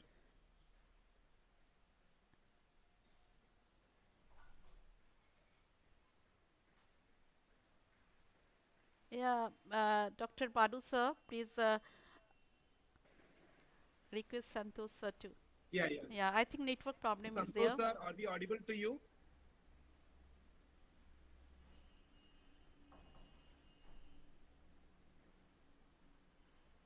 Sir, you are muted. Please unmute yourself, sir.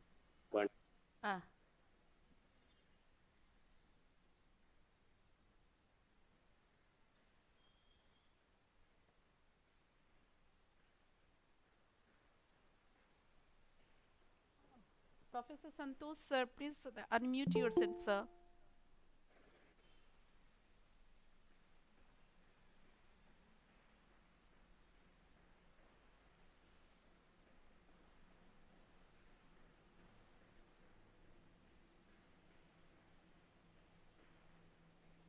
Sorry for the inconvenience. I think sir is trying to log in through other device. Yeah. Please, Now it's okay, sir. Now you are audible, sir. Yes, please. sir. Okay. So now I can see the trouble of online programs. Yes, sir. student might be facing in day-to-day kind of a Yes, sir. Exactly, sir. overdosing of learning through online kind of a practices. Dr. Aka was highlighting about this yesterday's feedback which came from that we are a very very heterogeneous society, and all in the South Asia region, because large number of participants are also there from the South Asia region, even also West Asia, Afghanistan, and other place. You said then Saudi Arabia and all. So if you see this, all these countries have a different kind of a challenges. India has a separate challenge, and within India also different challenges. Sri Lanka has their own challenge. Similarly, the other South Asian nations. But one or two things which I would highlight when we are talking about this coming closer to the, because I was listening to all the feedback given by the distinguished participants and also delegates, and I'm grateful indeed for the appreciation which have been given for this course and also this partnership between the two important institutions for taking this agenda forward. Two things which I would like to highlight. One, that the COVID-19 is one that we have, they have given the different picture of disasters altogether all across the globe. And this COVID-19, in terms of that one disaster which has happened in our living memory, that has affected almost everyone. Almost everyone. At many a times when we see that flood is happening in Bengal or Bihar or in Assam or in Sri Lanka or somewhere in other countries in Maldives and something like that, then probably local people get affected. And locally, we are saying that yes, what kind of a plight they might be into, but that is to confine to the one country or one state or one district's kind of approach. But COVID-19 has cuts across all the boundaries, and they have beyond the boundaries, and 197 countries got affected by this. And the kind of loss which has occurred due to this disaster is unthinkable. Every day the cost is increasing, so we are not coming to one kind of a figure that X is the loss of death and X is the loss of economy, loss to the economy. This is every day it is increasing. So we do not know the final number as yet. And in this situation, we are also affected directly or indirectly in terms of that whether we are adhering to this lockdown and wearing of mask or hand washing, personal hygiene, and so on and so forth. And we are saying that best vaccine which is available today is just wearing a mask and also cleaning your hands, maintaining personal hygiene, maintaining social distancing. If we take these three or four protocols which have been taught for saving yourselves with a global experience, still we are grappling with the fear of unknown.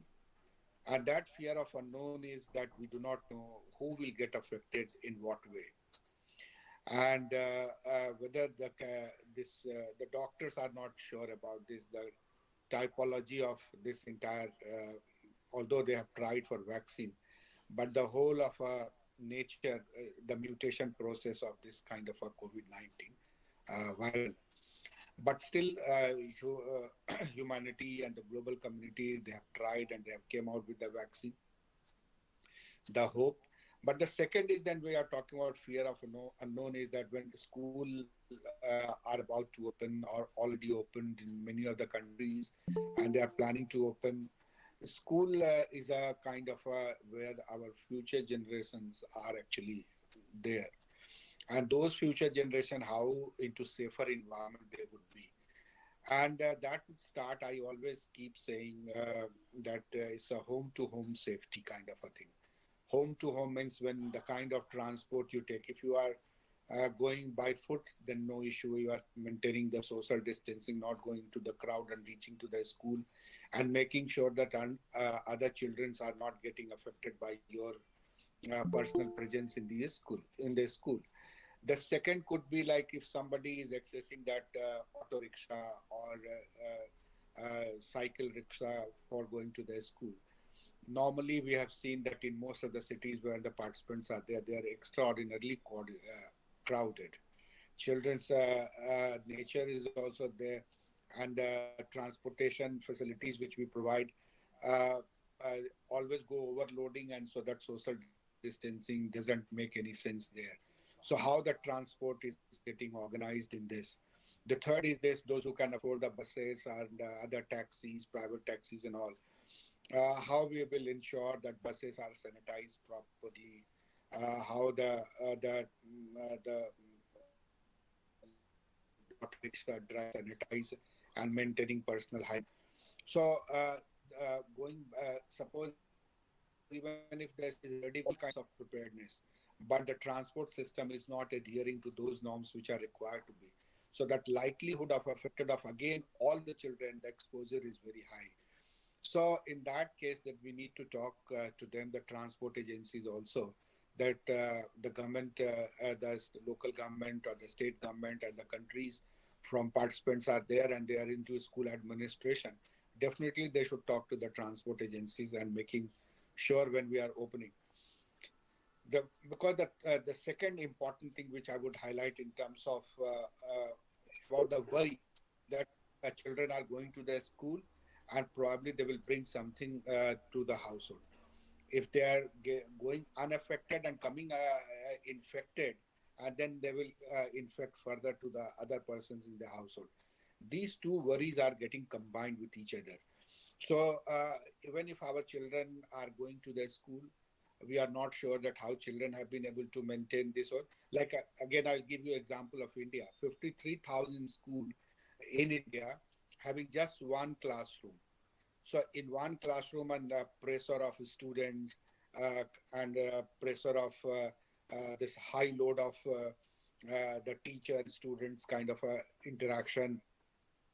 Then the third is that the water crisis in many of the schools. We will not find any this hygiene in toilets, and whether they will have toilets or not. But if they have at all, whether toilets are in a hygienic condition or not.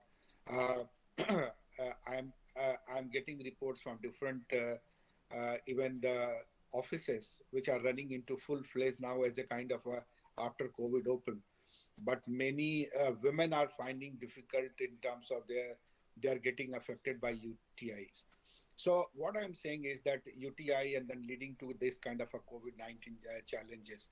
So if we are not able to maintain the hygiene within the school system, within the toilets, the school system does not remain only confined to the classroom alone.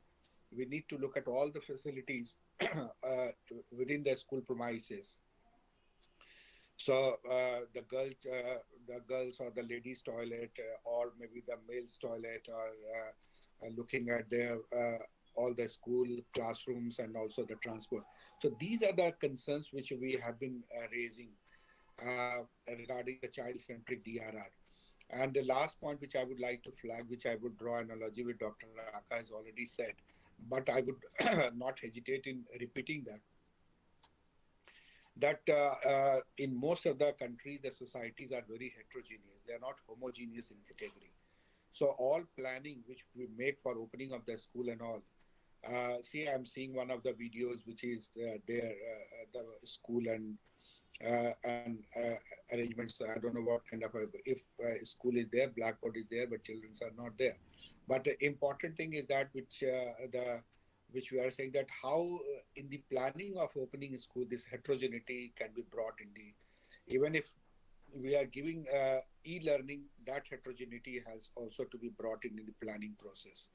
That many children can afford, many children cannot afford, many family can afford, many family who were able to afford, but now with the COVID-19, their parents have lost their jobs and they're not able to afford that school fee and also that devices which are required for the learning.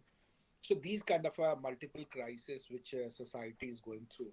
COVID just is not affecting the health of the people, but it has affected the whole social fabric. And in this, we have to actually survive.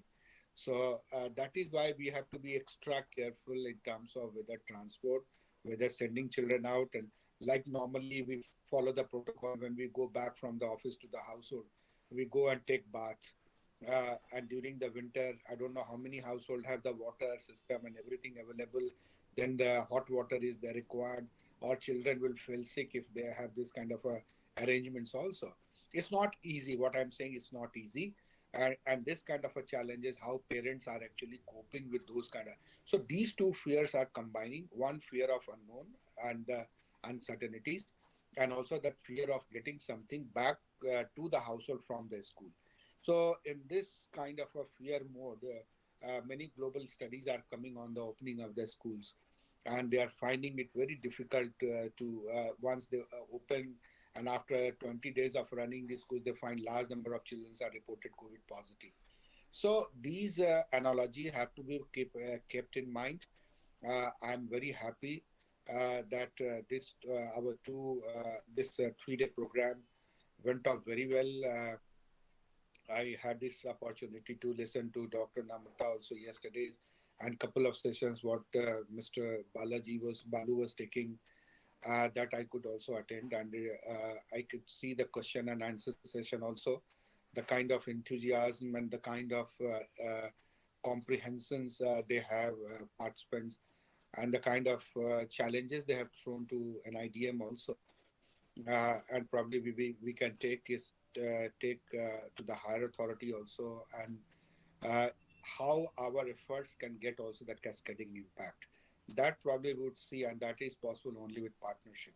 So I congratulate my team also, and I congratulate Vidyasagar College team also, along with all the participants who have been listening to these deliberations for 3 days. And it is highly motivating for us. It's a kind of a tonic for us to move further and design things differently, also looking at the challenges. Madam, thank you very much to you. I could speak Thank you, sir. yesterday only very briefly to you, but I can see that enthusiasm, and definitely you are there to take this agenda also forward with your collaboration and all. Thank you very much, and Dr. Raka, Dr. Balu, and Ranjan from my team, and of course your team. Thank you very much for giving this opportunity. If you have still to any question to me, then I can address, which I can uh, hear. Thank you. Thank you very much, Dr. Balu. Over to Yes, you, Balu. thank you so much, sir, for your continuous guidance and support to us for this program. And really, we are very motivated to see you today at this platform. And sir, many participants are requesting again and again since 5th January that we have to conduct more and more program because these are needed for the present pandemic situations. So, hope we will conduct more program with collaboration with Sure. NIDM, Dr. sir. Raka Yes, sir. Thank you is so with much, us. sir. Thank you. Yes, over to Balu, sir. Yeah. Thank you so much, sir, for being with us and sharing the importance of child-centric disaster risk reduction, and also sharing the precautions to be taken while opening the schools in this COVID-19 situation. Over to you, Savitra ma'am. If you have any announcements to the participants, you can. Then we can go for a vote of thanks. Yes, that one announcement to the participants. As you know, I have already informed earlier that 80% attendance is necessary for certification. But I know due to technical glitches, I received many requests from the participants. They want to join continuously, but due to that network problem, they are not able to join. So still that we have sent feedback link to groups and in chat box in YouTube and the Google Meet. Please fill the feedback, and very soon that we just verify your attendance, and we will send you the certificate. So don't worry about it. You will get a certificate certainly within few days. And I am sure that you got that good idea and knowledge about what is our aim and what is our purpose to give you about the child-centric disaster risk reduction. So thank you so much, participants, for your wonderful your questions and your attending the sessions and your participations for everything. Yes, over to Pooja. Thank you for much, ma'am. Thank you so much, Dr. Balu, sir. Thank you so much, Professor sir. And may I please request Jayashree Paul, ma'am, to please come forward for the vote of thanks. Yes, Jayashree, are you here? First of all, good afternoon. Yes, ma'am. Yeah, yeah, yeah. Carry on. Ma'am, first of all, very good afternoon to all the teachers and the participants. I'm just Your voice is not clear, Jayashree. for thanks.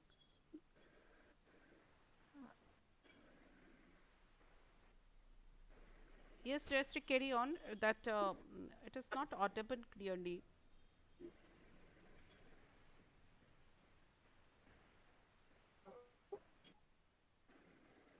Yes, Jayashree.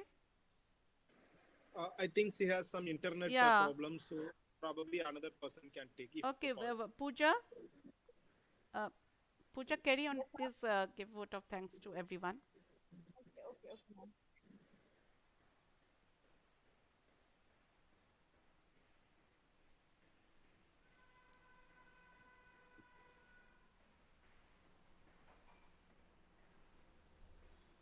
As we have come to an end of this training session, on behalf of Vidyasagar College of Education, I'm getting it's clear now. I think it's clear now, ma'am. Yeah, yeah, it's clear. Carry on, Pooja. Okay. As we have come to an end of this training session, on behalf of Vidyasagar College of Education and National Institute of Disaster Management, I take this opportunity to propose vote of thanks to those who have directly and indirectly contributed by giving your valuable time to this session.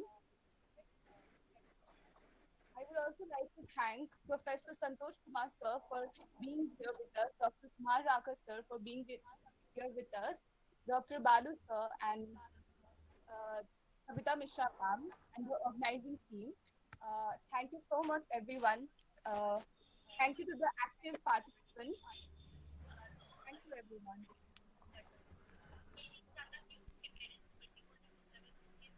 Yes. Yes, thank you, Pooja, for your wonderful moderating the session and anchoring so nicely and beautifully. Thank you so much, Pooja.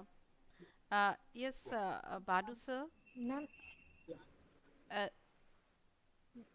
yes, ma'am, Balu sir. can I?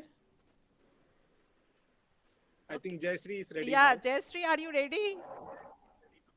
Yes. Okay, okay. Yes, yes, ma'am. Yes, ma'am. I'm so sorry, ma'am. Okay, oh, it's okay, it's Is it okay. clear, ma'am? Now? Yeah, yeah, yeah, now it is clear. Yes, Okay. Jayashree. Okay. First of all, very good afternoon to all the participants and teachers and the resource persons of the program. And I am Jayashree Paul, Assistant Professor of Vidyasagar College of Education. Today I am here for vote of thanks. Uh, as we all know that all interesting stories has an ending. Likewise, our online training program, which was very interesting and very thoughtful and very knowledgeable program, it is proceeding towards the finishing period of this in this beautiful afternoon. But as learning is a continuous process and it should never stop in any ending, so all the every ending it should open a new beginning in the area of knowledge. If in this 3 days online program we all learned about many unknown things and many useful information which opens a new horizon in everyone's mind. So we all are thankful to the organizing committee of National Institute of Disaster Management and Vidyasagar College of Education for such wonderful knowledgeable training program. We are thankful to Manoj Kumar Bindal sir, who was the executive director, for this beautiful keynote address. And we are thankful to Professor Santosh Kumar sir for a wonderful sharing of that knowledge and a very informative knowledge. And we are thankful to Dr. Savita Mishra ma'am for becoming the backbone of that program and delivering such wonderful inaugural address and knowledge with us. We we are thankful to Dr. Balu sir from CCDRR, NIDM, who are absolutely thankful to sir for your constant support in that particular program, and which is very valuable for us and valuable knowledge, for precious knowledge you are sharing with us. We are thankful to Mr. Ranjan Kumar sir for focusing on the main topic of the training program and elaborating the vital facts in front of the students and participants. We are grateful to Ms. Namrata for explaining mental health issues of children in time of disaster. That is very informative and that is the need of our. Then we are thankful to Kumar Raka sir from CCDRR, NIDM. We are thankful to you for sharing with us about the safety measures of children in the school and home. We are thankful to our student Pooja Singh, who was constantly staying with us in the whole program with her great voice and support. At last but not the least, we are thankful to our technical supporting staffs, Paritosh Mahato sir and Sandipan Maiti sir, with all our participants for continuously staying with us for the learning, growing session together. With this quote of great scientist Albert Einstein, I want to finish my vote of thanks. That is, intellectual growth should commence at birth and increase only at death. So till that date, we should learn and we should keep growing. Thank you all. Thank you, Jayashree ma'am. Thank you, Jayashree ma'am, for wonderful vote of thanks. Yes, Thank you, ma'am. Yes, Dr. Balu sir.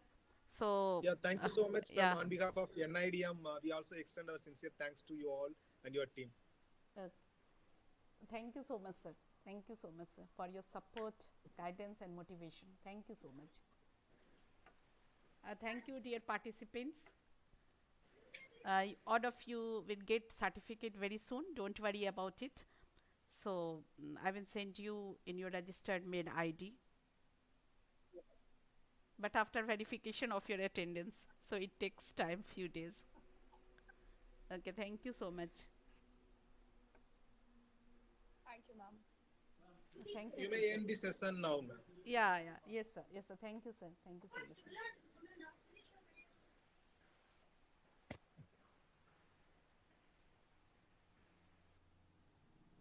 इसको कैसे बंद करेगा जो record? Nita feedback link तो मुझे भेज दीजिए WhatsApp पे, मैं दे देता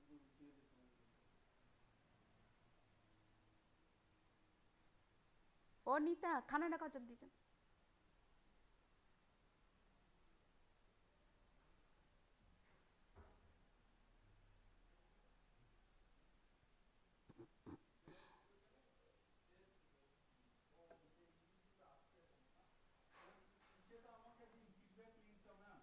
আচ্ছা পাঠাচ্ছি, এটা পুরো না কিরকম বন্ধ করবা?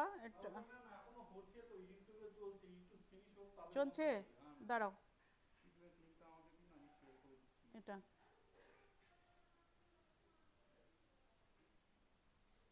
কিছু আমাকে হাই বলো না, কোথাও যে তোমার আছে খুঁজতে খুঁজতে। একটু হাই বলো তো, আমাকে পাঠিয়ে দিচ্ছি তাড়াতাড়ি।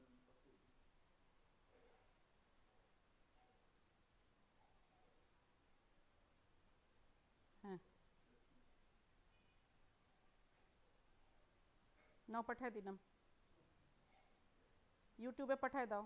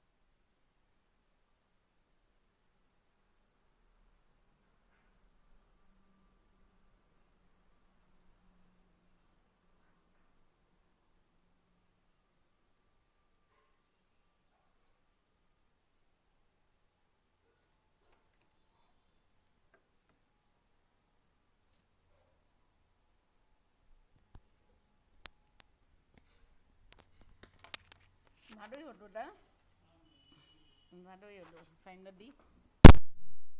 ইউটিউব চলছে না, করতে পার না লিঙ্ক শেয়ার।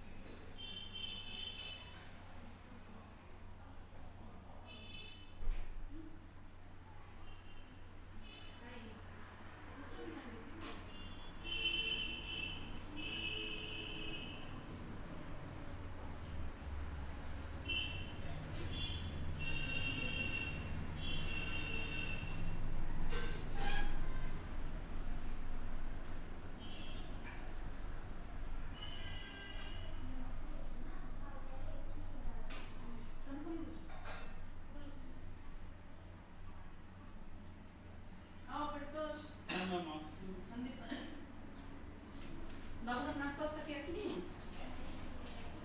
সন্দীপা, তোমার শেষ হলো?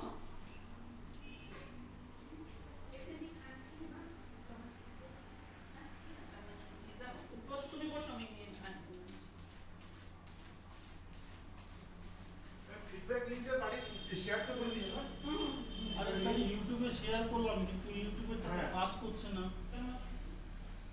ইউটিউবের কাজ কিংবা শেয়ার করলাম না না ইয়ে আপনি বোধহয় ওখান থেকে করতে পারবেন কি? ম্যাম করতে পারবে, জানি না। ম্যাম করতে পারবে না, ম্যাম তো শেয়ার করে দিয়েছে। ইউটিউবে করেন না, छोड़ दो यूट्यूब पे जिसको नहीं কোনো मिलेगा টাইম কোনো টাইম মেনশন করেছেন কি আজ রাত 12টা অবধি? না না না না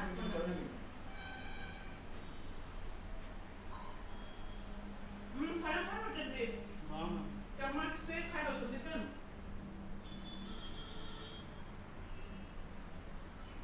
मैम बंद कर देना है फिर। आज थर्सडे है ना, आज चिकन फिश नहीं खाएंगे। मैम फोटो दिया हो ना? हाँ मैम फोटो भेज दी तो आपका यूज करें।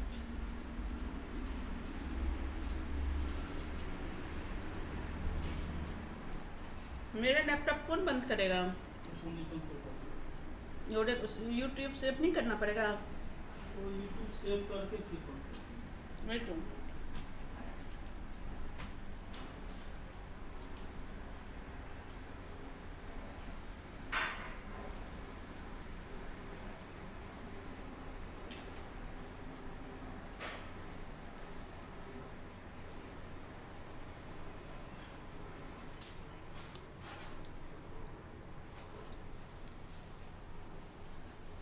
हम लोग का मैम क्या हुआ लास्ट तक 100 हो गया मैम क्या चीज?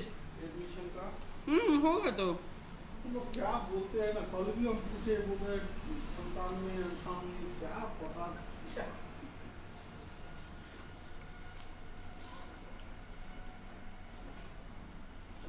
अभी भी 2 स्टूडेंट आएगा ना, कुमकुम चौधरी नहीं है, उसी के फ्रेंड है गरिमा। अच्छा तो कॉमर्स 100 से ऊपर हो जाए। 10 ऊपर नहीं देंगे।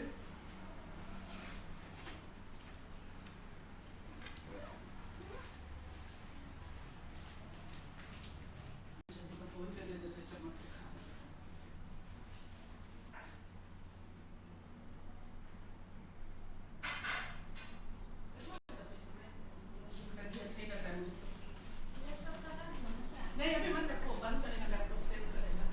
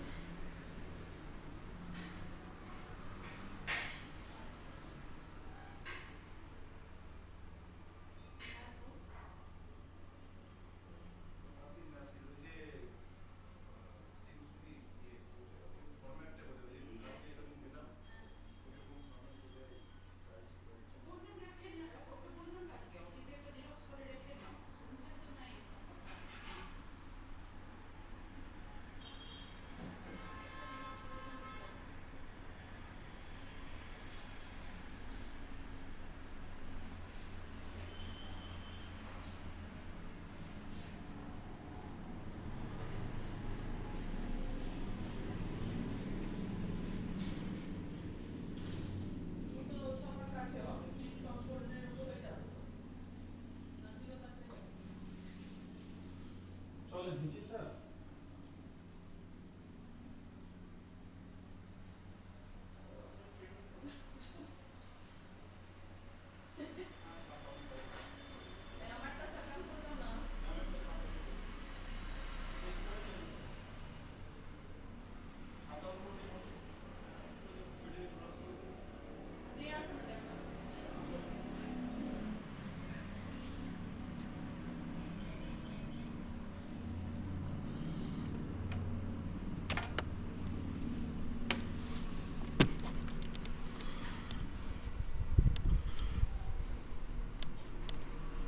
ম্যামের ল্যাপটপটা হালকা আছে ম্যাম হালকা আছে, আমার তো ভারী লাগছে।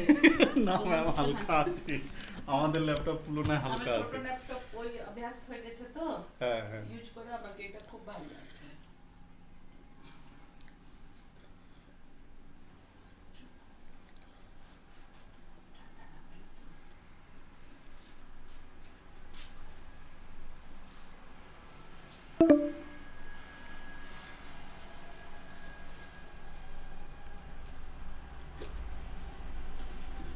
उसको